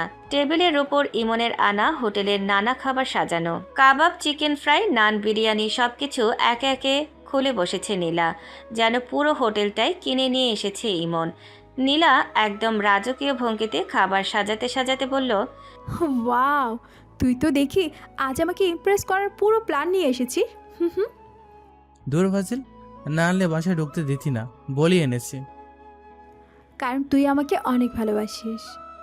স্বপ্ন দেখা বন্ধ কর। নীলা হেসে ফেলল। তারপর হঠাৎ ভাতের প্লেট টেনে নিয়ে নিজেই ইমনকে ভাত বেড়ে দিতে লাগলো। ইমন অবাক হয়ে তাকালো। এই কি করছিস? দেখতে পাচ্ছিস না তোর হবু বউয়ের দায়িত্ব পালন করছি? তুই কি সবসময় আমার নাটক করিস? না, শুধু তোর সামনে করি। এমন কিছু বলতে গিয়েও থেমে গেল, কারণ এই মেয়ের সাথে তর্কে জেতা অসম্ভব। নীলা ভাত বাড়তে বাড়তে বলল, এই নে আরো খা। এত শুকিয়ে গেছিস কেন? আমি ঠিক আছি। ঠিক আছিস মানে? চোখের নিচে কালি পড়ে গেছে, ঠিক মতো ঘুমাস না, খাস না, তারপর আবার বলে ঠিক আছিস। ইমন কয়েক সেকেন্ড চুপ করে রইল। কেউ তাকে এভাবে খেয়াল করে, এই অনুভূতিটা তার খুব অচেনা, কিন্তু সে সেটা প্রকাশ করল না। এত কথা না বলে তুই নিজের খাবার খা। নীলার সাথে সাথে একটা চিকেন পিস তুলে ইমনের মুখের সামনে ধরল। আহা কর। এসব বাদ দে, চুপচাপ খা। ইমন বিরক্ত মুখে খাবার চিবোতে লাগলো, আর নীলা সেটা দেখে হাসতে হাসতে প্রায় টেবিলেই পড়ে যাচ্ছে। তোর রাগী মুখটা দেখলে আমার অনেক মজা লাগে। আমি রাগি না, তুই জ্বালাস। ঘুমাবই তো, বরকে জ্বালানো আমার অধিকার। আবার শুরু করলে? নীলা এবার ইচ্ছে করে ইমনের প্লেট থেকে একটা আলু ভাজি নিয়ে নিজের মুখে দিল। ইমন সাথে সাথে প্রতিবাদ করল, এই আমার পেট থেকে খাচ্ছিস কেন? তোরটা আমারই তো। কে বলছে? আমি বলছি। ইমন মাথা নাড়িয়ে আবার খেতে লাগলো, কিন্তু নীলা থামার মেয়ে না। কিছুক্ষণ পর সে ইচ্ছে করে পানির গ্লাসটা ইমনের সামনে সরিয়ে রেখে বলল, এই নে পানি খা। খেতে খেতে আবার দম বন্ধ হয়ে মারা যাস না। তুই আমাকে ভয় দেখাচ্ছিস নাকি অভিশাপ দিচ্ছিস? দুটাই। ইমন এবার সত্যিই হেসে ফেলল, খুব ছোট্ট একটা হাসি, কিন্তু সেই হাসিটা দেখেই নীলা কয়েক সেকেন্ড চুপ হয়ে গেল, কারণ খুব কম মানুষই ইমন কিভাবে হাসতে দেখেছে। নীলা ধীরে ধীরে বলল, জানিস তুই হাসলে অনেক সুন্দর লাগে। ইমন থেমে গেল। তার চোখে কয়েক সেকেন্ডের জন্য অদ্ভুত এক নরমতা ফুটে উঠল, কিন্তু পরের মুহূর্তে সে সেটা লুকিয়ে ফেলল। নাটক কম কর। নাটকটা সত্যি বলছি। ছোট্ট ডাইনিং টেবিলটায় তখন শুধু হাসি, খুনসুটি আর অদ্ভুত এক শান্তি। কেউ জানে না এই হাসির আড়ালেই লুকিয়ে আছে ভয়ঙ্কর এক অন্ধকার পৃথিবী, যেখানে ইমন রহমান নামটা শুনলেই মানুষ কাঁপতে শুরু করে। গভীর রাত, পুরো বাড়িটা নিস্তব্ধ হয়ে আছে। চারপাশে এমন নীরবতা যেন পৃথিবীটাই ঘুমিয়ে পড়েছে। ইমনের মা নিজের ঘরে ঘুমিয়ে আছেন। নীলাও অনেক রাত পর্যন্ত দুষ্টামি করার পর অবশেষে ঘুমিয়ে গেছে। শুধু একজন মানুষের চোখে এখনও ঘুম নেই, ইমন। ঘরের হালকা আলোয় বিছানার পাশে বসে আছে সে। তার চোখের আর সেই সাধারণ হোটেল বয়ের ক্লান্তি নেই, বরং এখন তার চোখে ভয়ঙ্কর ঠান্ডা মনোযোগ, যেন এই মানুষটাই আসল ইমন। ইমন ধীরে ধীরে বিছানার নিচে থেকে একটা কালো ব্যাগ বের করলো। ব্যাগ খুলতেই ভেতর থেকে বের হলো অত্যাধুনিক একটা ল্যাপটপ। সাধারণ কোনো মানুষের পক্ষে এই জিনিস কেনা সম্ভব না। ইমন ল্যাপটপ অন করতেই স্ক্রিনে একের পর এক সিকিউরিটি কোড ভেসে উঠল। Fingerprint, password, inscription. কয়েক সেকেন্ডের মধ্যেই পুরো স্ক্রিন বদলে গেল। সামনে ভেসে উঠল বিশাল বিশাল কোম্পানির নাম, আন্তর্জাতিক shipment report, $multi-billion project, stock market update, বিদেশি ইনভেস্টরদের মেল। এই পৃথিবীর হাজারো বড় ব্যবসায়ী যার সাথে একটা মিটিং করার জন্য মাসের পর মাস অপেক্ষা করে, সেই মানুষটাই এখন ছোট্ট একটা টিনের ঘরে বসে আছে। ইমন একে একে ইমেল চেক করতে লাগলো। এক একটা মেল লেখা সিঙ্গাপুর ব্রাঞ্চের নতুন প্রজেক্ট কনফার্ম হয়েছে, আরেকটায় দুবাইয়ের ইনভেস্টররা তার ডিসিশনের অপেক্ষায় আছে, আরেকটায় ইউরোপের কোম্পানি জরুরি মিটিং চেয়েছে। ইমন একদম ঠান্ডা মাথায় সব পড়ছে, মাঝে মাঝে ছোট ছোট রিপ্লাই দিচ্ছে। তার চোখে ক্লান্তি নেই, বরং মনে হচ্ছে এই কাজগুলি তার আসল জীবন। কিছুক্ষণ পর সে একটা ভিডিও মিটিং ওপেন করলো। স্ক্রিনে একে একে ভেসে উঠল বিভিন্ন দেশের মানুষ। কেউ ইংল্যান্ড থেকে, কেউ সিঙ্গাপুর, কেউ দুবাই, কেউ আমেরিকা। সবাই স্যুট পরে বসে আছে, মুখে ভয়ঙ্কর সিরিয়াস ভাব। আর সবাই একসাথে বলল, good evening mister Emon Rahman. Start the meeting. মুহূর্তের মধ্যেই পরিবেশ বদলে গেল। এখন আর সে ছোট হোটেলের ওয়েটার না, এখন সে গ্লোবাল বিজনেস টাইকন ইমন রহমান। একটা নাম যার সিদ্ধান্তে কোটি কোটি টাকার বাজার বদলে যায়। একজন বিদেশি বায়ার বলল, স্যার, দুবাইয়ের নতুন প্রজেক্ট নিয়ে আপনার ফাইনাল ডিসিশন চাই। Start the meeting. Project continue হবে, কিন্তু বাজেট 30% কমাও। অপ্রয়োজনীয় খরচ আমি পছন্দ করি না। Yes sir. ইউরোপের কোম্পানি পার্টনারশিপ যাচ্ছে। রিজেক্ট। ওদের মার্কেট ভ্যালু আগামী 2 বছর পরে যাবে। আমরা লস প্রজেক্টে ইনভেস্ট করি না। সবাই চুপ হয়ে গেল, কারণ তারা জানে ইমন রহমান ভুল ডিসিশন নেয় না। ঘড়ির কাঁটা তখন রাত 3টা ছুঁই ছুঁই, কিন্তু ইমন এখনও একের পর এক ডিল, রিপোর্ট আর মিটিং সামলাচ্ছে। তার কণ্ঠে কোনো ক্লান্তি নেই, শুধু ভয়ঙ্কর আত্মবিশ্বাস। হঠাৎ স্ক্রিনে তার একজন পার্সোনাল সেক্রেটারি বলল, স্যার, আগামী সপ্তাহে নিউ ইয়র্কে মিটিং কনফার্ম করব। ইমন কয়েক সেকেন্ড চুপ করে রইল, তারপর শান্ত গলায় বলল, না, আমি এখন বাংলাদেশে থাকবো কিছুদিন। কিন্তু স্যার, এটা খুব গুরুত্বপূর্ণ মিটিং। আমার সিদ্ধান্তই ফাইনাল। সবাই চুপ হয়ে গেল, কারণ এই মানুষটার সামনে কেউ দ্বিতীয়বার প্রশ্ন করার সাহস পায় না। মিটিং শেষ হতেই ইমন ধীরে ধীরে ল্যাপটপ বন্ধ করলো। ঘরের ভেতর আবার নীরবতা নেমে এলো, কিন্তু ঠিক তখনই পেছন থেকে হালকা একটা কণ্ঠ ভেসে এলো। তুই আসলে কে ইমন? ইমন মুহূর্তে ঘুরে তাকালো। দরজার পাশে আধো অন্ধকারে দাঁড়িয়ে আছে নীলা। তার চোখে ঘুম নেই, শুধু বিস্ময় আর হাজারো প্রশ্ন। ঘরের ভেতর তখন হালকা নীলচে আলো, ল্যাপটপের স্ক্রিন বন্ধ হয়ে গেছে, কিন্তু পরিবেশ এখনও সেই অদ্ভুত গম্ভীরতা রয়ে গেছে। ইমন চেয়ার থেকে ধীরে ধীরে উঠে দাঁড়ালো। তার চোখ স্থির হয়ে আছে দরজার দিকে, আর দরজার পাশে দাঁড়িয়ে আছে নীলা। চোখে বিস্ময়, মুখে কৌতূহল, আর ভ্রু কুঁচকে এমনভাবে তাকিয়ে আছে যেন সে জীবনে সবচেয়ে অদ্ভুত কিছু দেখে ফেলেছে। কয়েক সেকেন্ড কেউ কোনো কথা বলল না। তারপর ইমন শান্ত গলায় বলল, তুই ঘুমাসনি কেন? আগে উত্তর দে। কিসের? তুই আসলে কে? এত রাতে কার সাথে মিটিং করছিলি? এসব বিদেশি লোকজন, এসব কোম্পানির নাম, এসব কি? ইমন কয়েক সেকেন্ড চুপ করে নীলার দিকে তাকিয়ে রইল। তারপর হঠাৎ ঠোঁটের কোণে হালকা হাসি ফুটল। কে আবার গ্লোবাল বিজনেস টাইকন?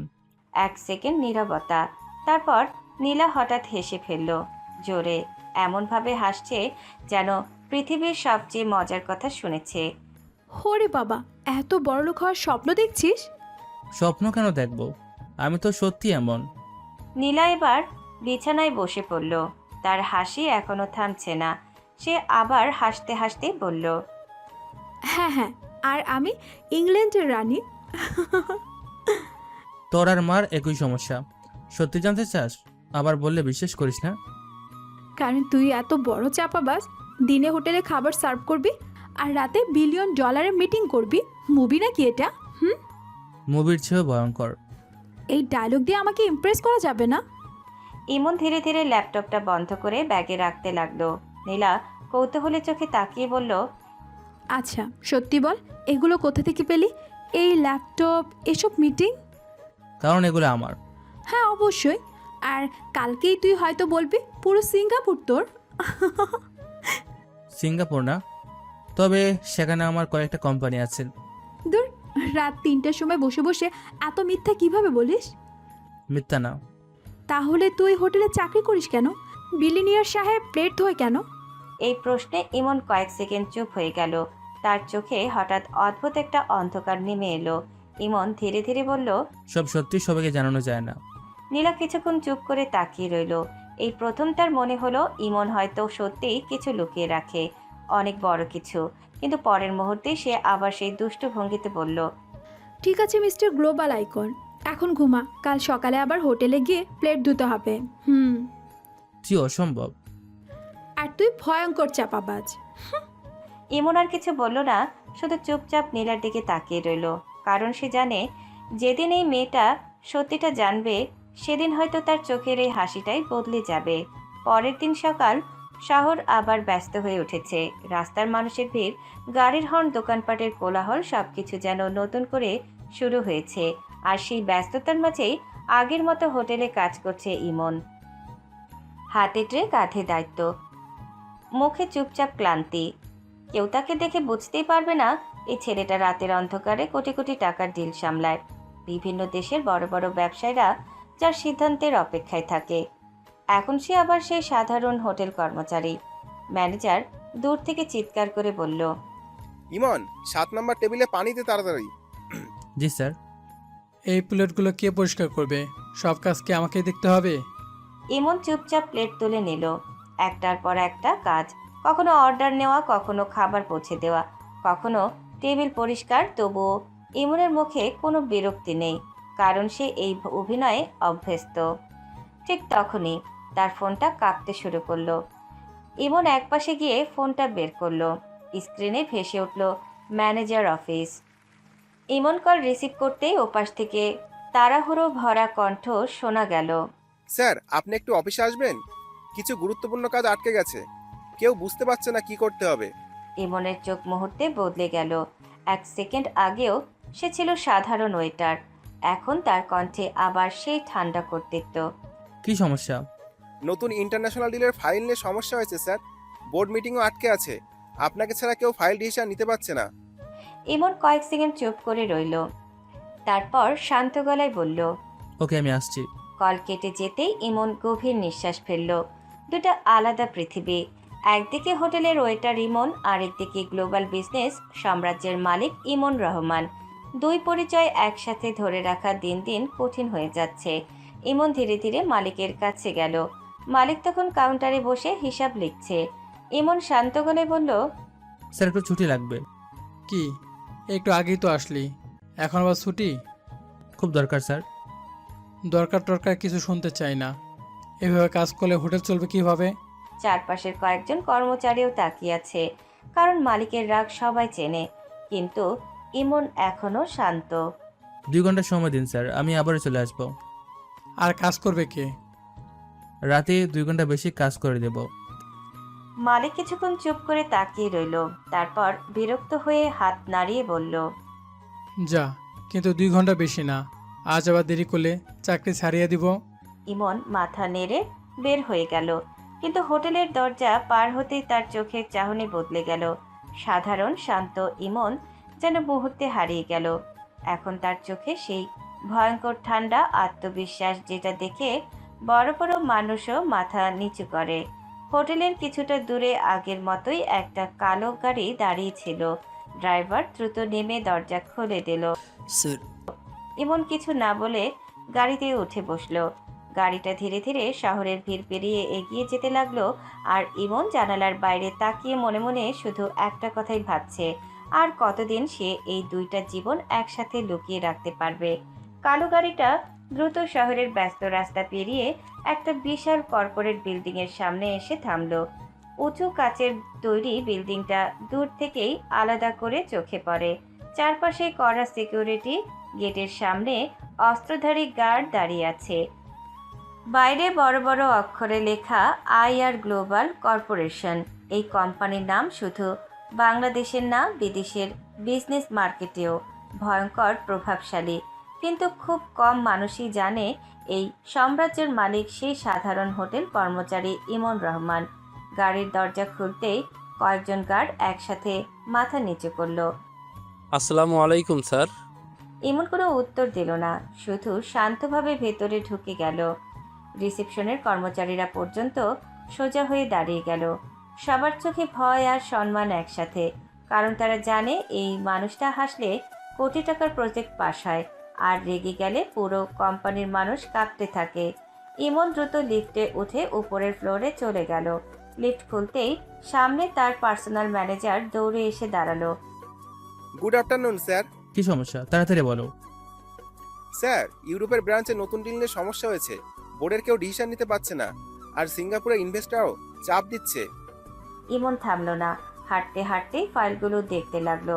ম্যানেজার আবার বলল, আরেকটা বড় সমস্যা হয়েছে স্যার, আমাদের নতুন প্রজেক্টের ডাটা লিক হওয়ার সম্ভাবনা আছে। আইটি টিম পুরোপুরি কনফার্ম হতে পারছে না। সবাইকে মিটিং রুমে আসতে বলো এখনই। Yes sir. কয়েক মিনিটের মধ্যেই পুরো অফিসের খবর ছড়িয়ে পড়ল। স্যার মিটিংয়ে ডাকছেন। মুহূর্তে পরিবেশের টেনশনে ভরে গেল, কারণ সবাই জানে ইমন রহমান নিজে মিটিং ডাকলে সেখানে কোনো ভুল সহ্য করা হয় না। বিশাল কনফারেন্স রুম, লম্বা কাচের টেবিলের চারপাশে কোম্পানির বড় বড় অফিসার, ডিরেক্টর আর ম্যানেজাররা বসে আছে। কারো হাতে ফাইল, কারো চোখে টেনশন, আর ঠিক টেবিলের মাথায় এসে বসলো ইমন। আজ তার মুখে সেই সাধারণ হোটেল বয়ের শান্ত ভাব নেই। এখন তার চোখে শুধু ভয়ঙ্কর আত্মবিশ্বাস আর ক্ষমতা। পুরো রুম নিস্তব্ধ। ইমন ধীরে ধীরে টেবিলে ফাইল রাখলো, তারপর সবার দিকে তাকিয়ে বলল, প্রথমে ইউরোপের প্রজেক্টের কথা বলো। স্যার, ওদের কোম্পানি নতুন সত্য দিয়েছে, তারা বাজেট বাড়াতে চাচ্ছে। রিজেক্ট করো। কিন্তু স্যার, এতে বড় লস হতে পারে। লস হবে না, ওদের মার্কেট 2 বছরের মধ্যে পড়ে যাবে। আমরা ডুবন্ত জাহাজে উঠি না। রুমে আবার নীরবতা নেমে এলো, কারণ তারা জানে ইমন মার্কেট নিয়ে কখনো ভুল ভবিষ্যদ্বাণী করে না। ইমন এবার অন্য ফাইল খুলল। Singapore investment. স্যার, ওরা দ্রুত ডিসিশন চাইছে। ডিল কনফার্ম করো, কিন্তু কন্ট্রাক্টে নতুন ক্লোজ যোগ হবে।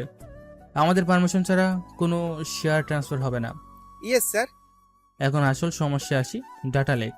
রুমের পরিবেশ মুহূর্তে ভারী হয়ে গেল।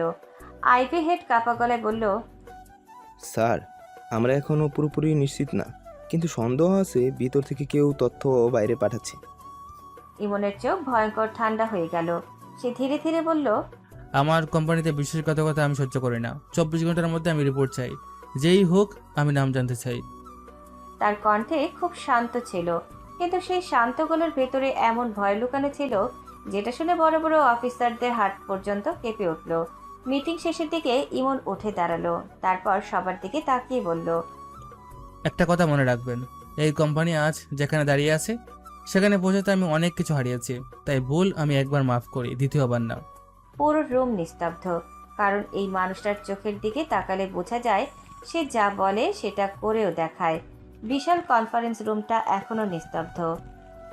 সবার চোখে চাপা ভয় আর বিস্ময়, কারণ কয়েক মিনিট আগেও যে সমস্যাগুলো নিয়ে পুরো অফিস দিশেহারা হয়েছিল, সেই সমস্যাগুলোর সমাধান ইমন এমনভাবে বুঝিয়ে দিল যেন এগুলো তার কাছে খুব সাধারণ ব্যাপার। এমন একে একে সব বিভাগের দায়িত্ব ভাগ করে দিল। ফাইন্যান্স টিমকে নতুন বাজেট প্ল্যান বুঝিয়ে দিল। আইটি টিমকে ডাটা ট্র্যাকিংয়ের জন্য বিশেষ নির্দেশ দিল। সিঙ্গাপুর প্রজেক্টের জন্য আলাদা টিম তৈরি করতে বলল। তার প্রতিটা কথা এত পরিষ্কার আর আত্মবিশ্বাসী ছিল যে কেউ তৃতীয়বার প্রশ্ন করার সাহস পেল না। একজন সিনিয়র ডিরেক্টর ধীরে ধীরে বলল, স্যার, আপনি না থাকলে কোম্পানিটা সামলানো সত্যি অসম্ভব। কোম্পানি কখনো একজন মানুষের উপর দাঁড়িয়ে থাকা উচিত না। সিস্টেম এমন হতে হবে যেন আমি না থাকলেও সব চলে। রুমের সবাই মাথা নিচু করে শুনেছে, কারণ এই মানুষটার চিন্তা ভাবনাই আলাদা। ম্যানেজার ধীরে ধীরে বলল, স্যার, আপনি চাইলে আজকের বাকি মিটিংগুলো এখান থেকে শেষ করতে পারেন। আমরা সব ব্যবস্থা করছি। না, আমার আরেকটা কাজ আছে। সবাই অবাক হয়ে একে অন্যের দিকে তাকালো, কারণ কোটি টাকার ব্যবসায় থেকেও গুরুত্বপূর্ণ কী কাজ থাকতে পারে। কিন্তু কেউ প্রশ্ন করার সাহস পেল না। ইমন ধীরে ধীরে চেয়ার থেকে উঠে দাঁড়ালো, তারপর কোট ঠিক করতে করতে বলল, যা যা বলেছি সব আজকের মধ্যে শেষ হবে, আর ডাটা লিকের রিপোর্ট আমি রাতেই চাই। Yes sir. ইমন আর কোনো কথা না বলে মিটিং রুম থেকে বের হয়ে গেল। করিডোর নিয়ে হাঁটার সময় পুরো অফিসের কর্মচারীরা সোজা হয়ে দাঁড়িয়ে সালাম দিচ্ছে। কারো চোখে সম্মান, কারো চোখে ভয়, কারো চোখে বিস্ময়, কারণ এই মানুষটার ক্ষমতা তারা জানে। লিফটে নেমে আবার গাড়িতে উঠে বসলো ইমন। ড্রাইভার ভদ্র গলায় বলল, স্যার, বাসায় যাবেন? না, হোটেলে চলো। ড্রাইভার এক সেকেন্ড অবাক হলেও কিছু বলল না, কারণ তারা সবাই জানে ইমন রহমানের জীবনটা অন্য সবার মতো না। একদিকে কোটি টাকার সাম্রাজ্য, আরেকদিকে সাধারণ হোটেলের চাকরি। এই দুই পরিচয়ের মাঝখানে দাঁড়িয়ে আছে এক ভয়ঙ্কর রহস্য। কিছুক্ষণ পর গাড়িটা আবার সেই ছোট হোটেলের সামনে এসে থামলো। ইমন গাড়ি থেকে নামতেই তার চোখের চাহনি আবার বদলে গেল। মুহূর্তের মধ্যেই গ্লোবাল টাইকুন ইমন রহমান হারিয়ে গেল। ফিরে এলো সেই সাধারণ শান্ত হোটেলের কর্মচারী ইমন। সে ভেতরে ঢুকতেই আগের মতোই ব্যস্ত পরিবেশ, কাস্টমারদের ভিড়, চামচ প্লেটের শব্দ, ম্যানেজারের চিৎকার। মালিক দূর থেকে তাকিয়ে বলল, এই তো সাহেব আসছে। 2 ঘন্টা কথা বলে কোথায় গিয়েছিলি? একটু কাজ ছিল স্যার, এখন থেকে রাত পর্যন্ত কাজ করব। যা যা, 7 নম্বর টেবিলে খাবার দে আগে, লোকজন অনেকক্ষণ ধরে বসে আছে। ইমন মাথা নেড়ে আবার ট্রে হাতে নিল। কয়েক মিনিট আগেও যেই হাতে কোটি টাকার ডিল সাইন হচ্ছিল, এখন সেই হাতে সাধারণ মানুষের খাবারের প্লেট। কিন্তু আশ্চর্যের বিষয়, ইমনের মুখে কোনো আফসোস নেই, বরং সে খুব মন দিয়ে কাজ করছে। এক টেবিল থেকে আরেক টেবিলে খাবার পৌঁছে দিচ্ছে, কাস্টমারদের কথা শুনছে, হিসাব মেলাচ্ছে, যেন এটাই তার আসল জীবন। কিন্তু কেউ জানে না, এই সাধারণ ছেলেটার এক ফোন কলে পুরো শহরের ক্ষমতার হিসাব বদলে যেতে পারে। রাত ধীরে ধীরে আরও গভীর হচ্ছে। হোটেলের ভিড় আগের তুলনায় কিছুটা কমে এসেছে, কিন্তু কাজ এখনও শেষ হয়নি। কেউ খাবারের অর্ডার দিচ্ছে, কেউ বিল চাইছে, কেউ আবার অযথাই চিৎকার করছে। আর সব কিছুর মাঝেও আগের মতো শান্তভাবে কাজ করে যাচ্ছে ইমন। তার হাতে ট্রে, মুখে সাধারণ ক্লান্তি, কিন্তু চোখে সেই ভয়ঙ্কর সতর্কতা সবসময় রয়ে যায়। কারণ ইমন কখনো পুরোপুরি অসতর্ক থাকে না। একটা টেবিলে খাবার রেখে সে কাউন্টারের পাশে কয়েক সেকেন্ড দাঁড়ালো, তারপর খুব স্বাভাবিকভাবে ফোন বের করলো। চারপাশে কেউ খেয়ালও করলো না। ইমন দ্রুত কয়েকটা মেসেজ পাঠালো। কোম্পানির তথ্য যে লিক করেছে তাকে খুঁজে বের করো। আজ রাতের মধ্যে রিপোর্ট চাই, যেই হোক আমার সামনে নিয়ে আসবে। ইয়েস বস, কাজ শুরু হয়ে গেছে বস। ইমন ফোন পকেটে রেখে আবার আগের মতো কাজ করতে লাগলো, যেন কিছুই হয়নি। কিন্তু তার চোখে তখন অদ্ভুত ঠান্ডা অন্ধকার। কারণ একটা জিনিস সে কখনো সহ্য করে না, বিশ্বাসঘাতকতা। সময় গড়িয়ে রাত অনেক হয়ে গেছে। হোটেল প্রায় ফাঁকা, শেষ কয়েকজন কাস্টমারও চলে যাচ্ছে। ম্যানেজার ক্লান্ত গলায় বলল, ইমন, আজ অনেক কাজ করেছিস, যা এখন বাসায় যা। ইমন মাথা নেড়ে শেষ টেবিলটা পরিষ্কার করতে লাগলো। সব কাজ শেষ করে সে হাত ধুয়ে বের হতে যাবে, ঠিক তখনই তার ফোনটা কেঁপে উঠল। ইমন স্ক্রিনের দিকে তাকালো, মেসেজ। আমরা ওকে ধরেছি বস, আপনি আসুন গুদামে। ইমনের চোখ মুহূর্তে ঠান্ডা হয়ে গেল। সে ধীরে ধীরে ফোন লক করলো, তারপর অন্ধকার রাতের দিকে তাকিয়ে নিচু গলায় বলল, আসছি। কিছুক্ষণ পর আবার সেই কালো গাড়ি শহরের নির্জন রাস্তা পেরিয়ে এগিয়ে চলল। গাড়ির ভিতর পুরো নীরবতা। ইমন জানালার বাইরে তাকিয়ে আছে, তার মুখে কোনো রাগ নেই, শুধু ভয়ঙ্কর শান্ত একটা অভিব্যক্তি। আর যারা তাকে ভালো করে চেনে তারা জানে ইমন সবচেয়ে বেশি ভয়ঙ্কর হয় তখনই যখন সে চুপ থাকে। গাড়িটা ধীরে ধীরে সেই নির্জন গুদামের সামনে এসে থামল। চারপাশ অন্ধকার, দূরে শুধু কয়েকটা লাইট জ্বলছে। গার্ডরা দ্রুত দরজা খুলে মাথা নিচু করলো। বস। ইমন ধীরে ধীরে ভেতরে ঢুকলো। গুদামের মাঝখানে একটা চেয়ার, সেখানে একজন মানুষকে হাত বেঁধে বসিয়ে রাখা হয়েছে। লোকটার মুখে ভয় স্পষ্ট, ঘামছে, বারবার মাথা নিচু করছে। ইমন সামনে যেতে লোকটা মুখ তুলে তাকালো, আর পরের মুহূর্তে তার চোখ বিস্ময়ে বড় হয়ে গেল। স্যার? লোকটা যেন নিজের চোখকে বিশ্বাস করতে পারছে না, কারণ এই মানুষটাকে সে চেনে। এই মানুষটাই তার কোম্পানির মালিক, তার বস, যাকে সে সবসময় সম্মান করেছে। কিন্তু আজ সে তাকে এই ভয়ঙ্কর জায়গায় দেখছে। লোকটা কাঁপা গলায় বলল, স্যার আপনি এখানে? আমি কে সেটা না জেনে বিশ্বাস নিয়ে খেললি? স্যার আমি কিছু বুঝতে পারছি না, আপনি কে? উনি শুধু তোমার কোম্পানির মালিক না, উনি এই শহরের সবচেয়ে বড় মাফিয়া কিং। এক মুহূর্তে লোকটার মুখের রং উড়ে গেল, তার পুরো শরীর কাঁপতে শুরু করলো। না না, এটা হতে পারে না। এমন চুপচাপ তাকিয়ে আছে। তার চোখে এখন এমন অন্ধকার, যেটা দেখে মনে হয় দইয়ে মানুষটার ভেতরে দয়া বলে কিছু নেই। ইমন ধীরে ধীরে বলল, আমি তোকে বিশ্বাস করেছিলাম, তোকে নিজের কোম্পানির গুরুত্বপূর্ণ জায়গায় রেখেছিলাম। স্যার ভুল হয়ে গেছে, আমি টাকার লোভেই করেছি, আমাকে এবার মাফ করে দেন। টাকার জন্য মানুষ অনেক কিছু করে, কিন্তু একটা জিনিস ভুলে যায়, বিশ্বাস ভাঙার দাম সবচেয়ে বেশি। গুদামের পরিবেশ মুহূর্তে আরো ভারী হয়ে গেল, আর লোকটা বুঝে গেল আজ হয়তো তার জীবনের সবচেয়ে ভয়ঙ্কর রাত। গুদামের ভেতর তখন ভয়ঙ্কর নিরাপত্তা, চারপাশের বাতাস পর্যন্ত ভারী হয়ে গেছে। লোকটার কাঁপা নিঃশ্বাসের শব্দ স্পষ্ট শোনা যাচ্ছে। সে বারবার হাত জোর করে কাঁদছে, চোখ দিয়ে পানি গড়িয়ে পড়ছে। স্যার প্লিজ একবার সুযোগ দেন, আমি আর কখনো এমন করব না, আমি ভুল করেছি স্যার। কিন্তু ইমনের মুখে কোনো পরিবর্তন নেই, সে চুপচাপ দাঁড়িয়ে আছে। তার চোখে সেই ভয়ঙ্কর ঠান্ডা অন্ধকার, যে অন্ধকার দয়া নেই, ক্ষমা নেই, শুধু সিদ্ধান্ত আছে। ইমন ধীরে ধীরে গার্ডদের দিকে তাকালো, তারপর খুব শান্ত গলায় বলল, শেষ করে দাও।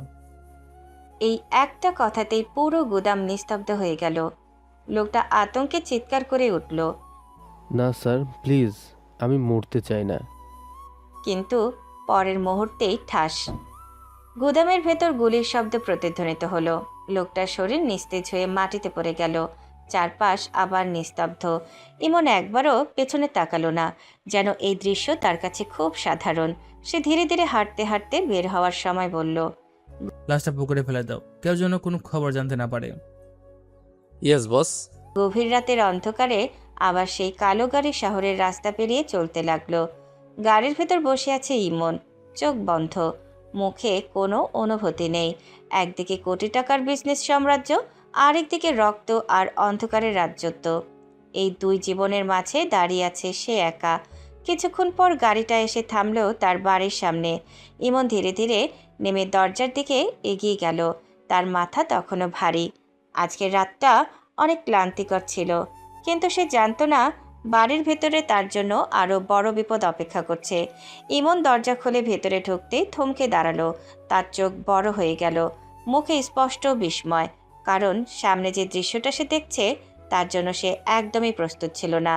ড্রয়িং রুমে বসে আছে নীলা, লাল শাড়ি পরে, হাতে চুড়ি, চুল সুন্দর করে বাঁধা, কপালে টুকটুকে লাল টিপ, একদম নতুন বউয়ের মতো সাজে বসে আছে সে।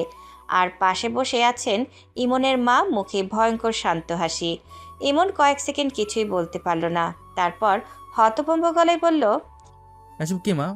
নীলা মুখ নিচু করে লাজুক হওয়ার অভিনয় করছে, কিন্তু চোখের কোণে স্পষ্ট দুষ্ট হাসি। আর ইমনের মা একদম স্বাভাবিক গলায় বললেন, এখন তোদের বিয়ে হবে। কি? হ্যাঁ, আমি ঠিক করেছি। মা তুমি পাগল হয়ে গেছো নাকি? এই দেখেছো খালা, আমাকে বিয়ে করতে বলে আমি নাকি সমস্যা? হ্যাঁ, আমি পাগল হয়েছি, এখন তুই বিয়ে করবি। ইমন হতবাক হয়ে তাকিয়ে আছে। সারাদিন সে ভয়ঙ্কর মাফিয়া কিং হয়ে মানুষ কাঁপায়, বড় বড় বিজনেস সামলায়, এক কথায় কোটি টাকার সিদ্ধান্ত নেয়, কিন্তু এখন নিজের মা আর নীলার সামনে দাঁড়িয়ে সে পুরো অসহায়। মা প্লিজ এসব নাটক বন্ধ করো। না, আজ ফাইনাল কথা বলছি, তুই নীলাকে বিয়ে করবি, না হলে আমি এই বাড়ি ছেড়ে চলে যাব। মা। হ্যাঁ, আমি আর পারি না, সারা জীবন তোর জন্য রান্না করি, অপেক্ষা করি, চিন্তা করি, এখন আমার একটা বৌমা লাগবে। নীলা পাশে বসে দুষ্টু হাসি চেপে রাখার চেষ্টা করছে, আর ইমন মনে মনে ভাবছে এই মেয়েটার নিশ্চিত তার জীবনের সবচেয়ে বড় বিপদ। ইমন বিরক্ত হয়ে বলল, নীলা তুমি কিছু বলো। আমি তো রাজি।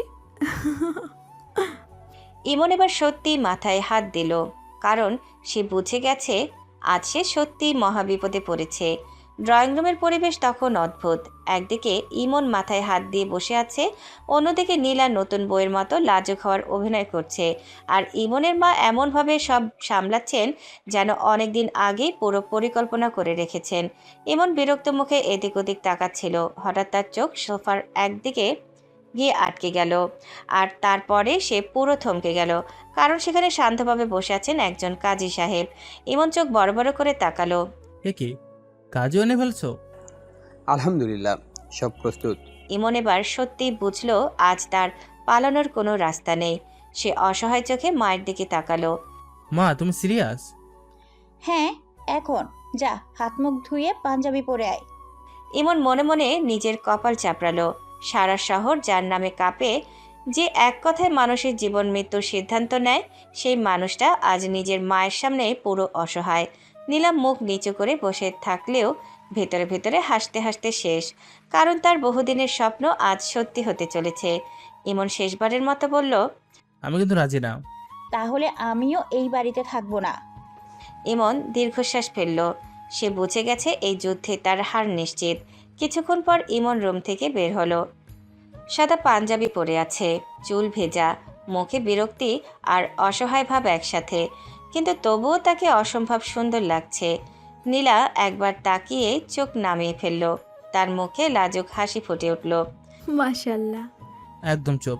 সবাই বসে পড়ল। কাজী সাহেব বিয়ের আনুষ্ঠানিকতা শুরু করলেন। ইমনের মুখে তখনও সেই অসহায় ভাব। মনে হচ্ছে সে এখনও বিশ্বাস করতে পারছে না কিছুক্ষণ আগেও সে গুদামে ভয়ঙ্কর মাফিয়া কিং ছিল, আর এখন নিজের বিয়েতে বসে আছে। কাজী সাহেব ধীরে ধীরে বললেন, কবুল বলুন। ইমন কয়েক সেকেন্ড চুপ করে থাকলো। মা কড়া চোখে তাকাতেই সে দীর্ঘশ্বাস ফেলে বলল, কবুল। নীলার মুখে মুহূর্তেই হাসি ফুটে উঠল। কাজী আবার বললেন, আলহামদুলিল্লাহ, আজ থেকে আপনারা স্বামী স্ত্রী। ছোট্ট ঘরটায় এক অদ্ভুত শান্তি নেমে এলো।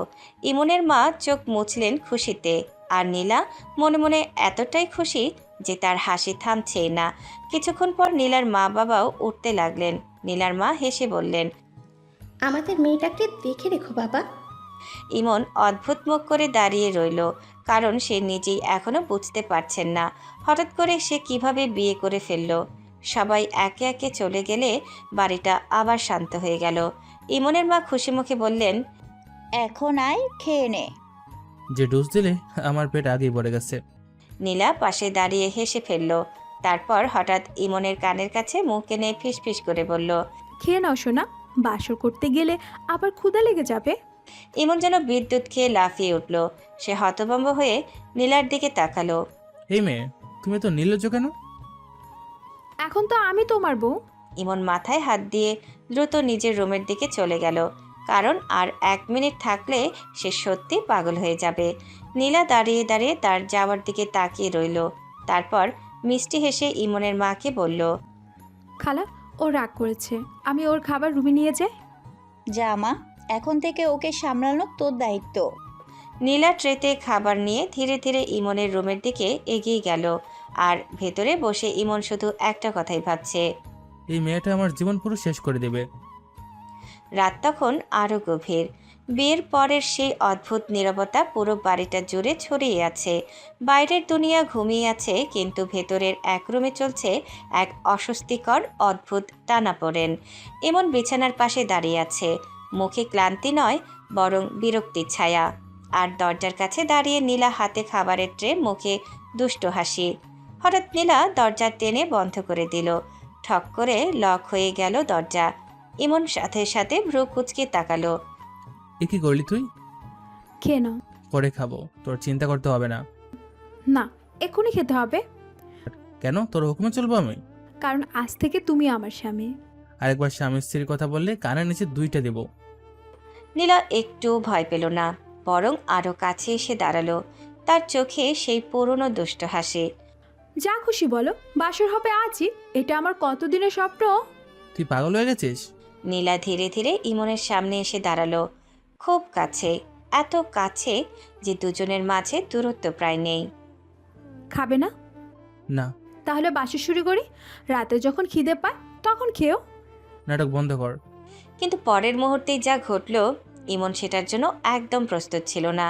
নীলা হঠাৎ ইমনের শার্টের কলার ধরে টেনে কাছে নিয়ে এলো, আর খুব নরম অপ্রত্যাশিতভাবে তার ঠোঁটে হালকা একটা চুমু ছুঁয়ে দিল। রুমের বাতাস যেন এক মুহূর্তে থেমে গেল।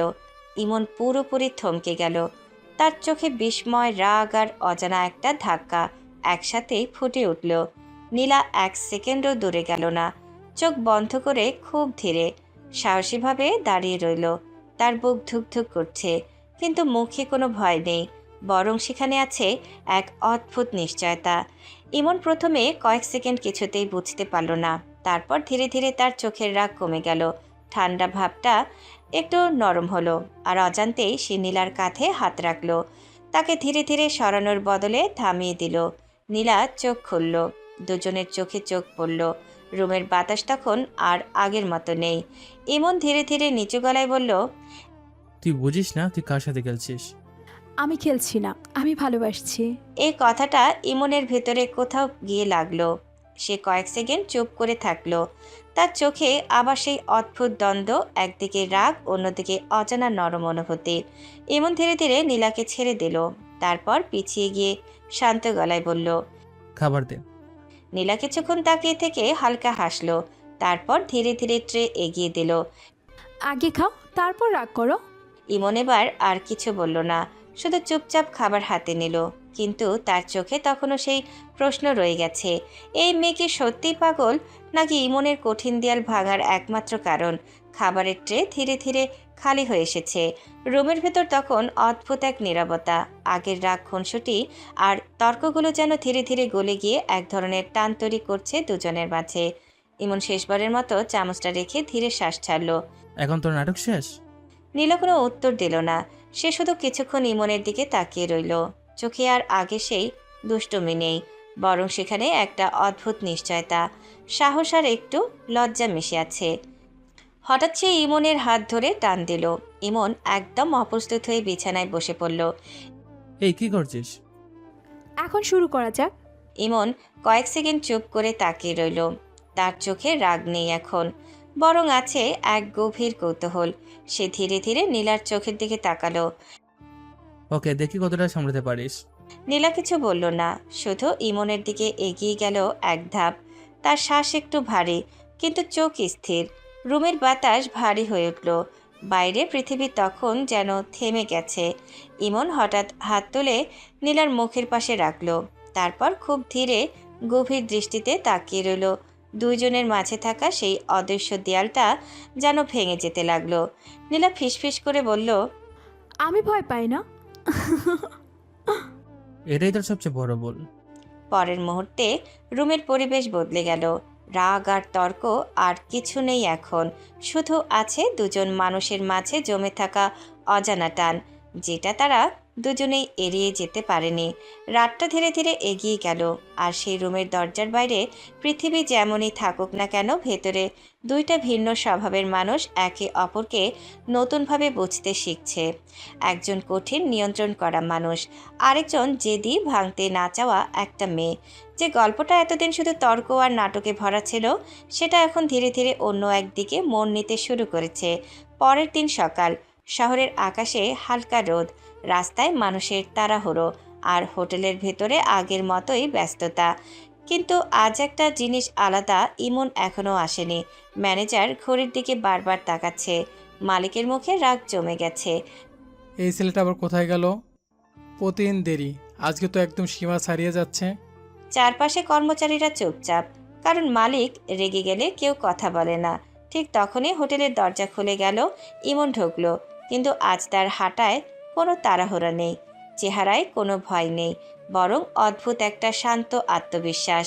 মালিক সাথে সাথে চিৎকার করে উঠল, এই ইমন, তুই আবার দেরি করে এলি কেন? তোর কি কোনো দায়িত্ববোধ আছে?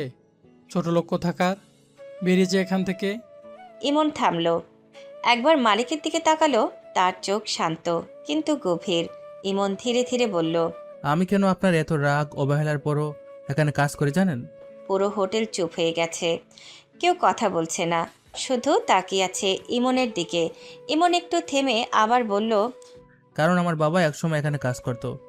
সে মানুষটা শত রাগ অবহেলা সহ্য করেও কাজ ছাড়তে পারেনি, কারণ তার সংসার চালাতে হতো। আমি সেই কষ্ট অনুভব করার জন্য কাজ করি। আমার এই টাকা দিয়ে আমার সংসার চলে না। আমি কাজ করি আমার বাবার কাজকে সম্মান করার জন্য। সবাই অবাক হয়ে তাকিয়ে আছে। ইমন এবার একটু থেমে চোখ তুলে সবার দিকে তাকালো। আর একটা কথা পরিষ্কার করে দেই, আমি চাইলে আপনাদের মতো মানুষকে যখন তখন কিনে নিতে পারি, কিন্তু আমি করি না। কারণ আমি বিশ্বাস করি সব মানুষ সমান, কাউকে ছোট করা যায় না। রুমে যেন বিদ্যুৎ বয়ে গেল। সব কর্মচারী একে অপরের দিকে তাকাচ্ছে, কারো চোখে ভয়, কারো চোখে বিস্ময়।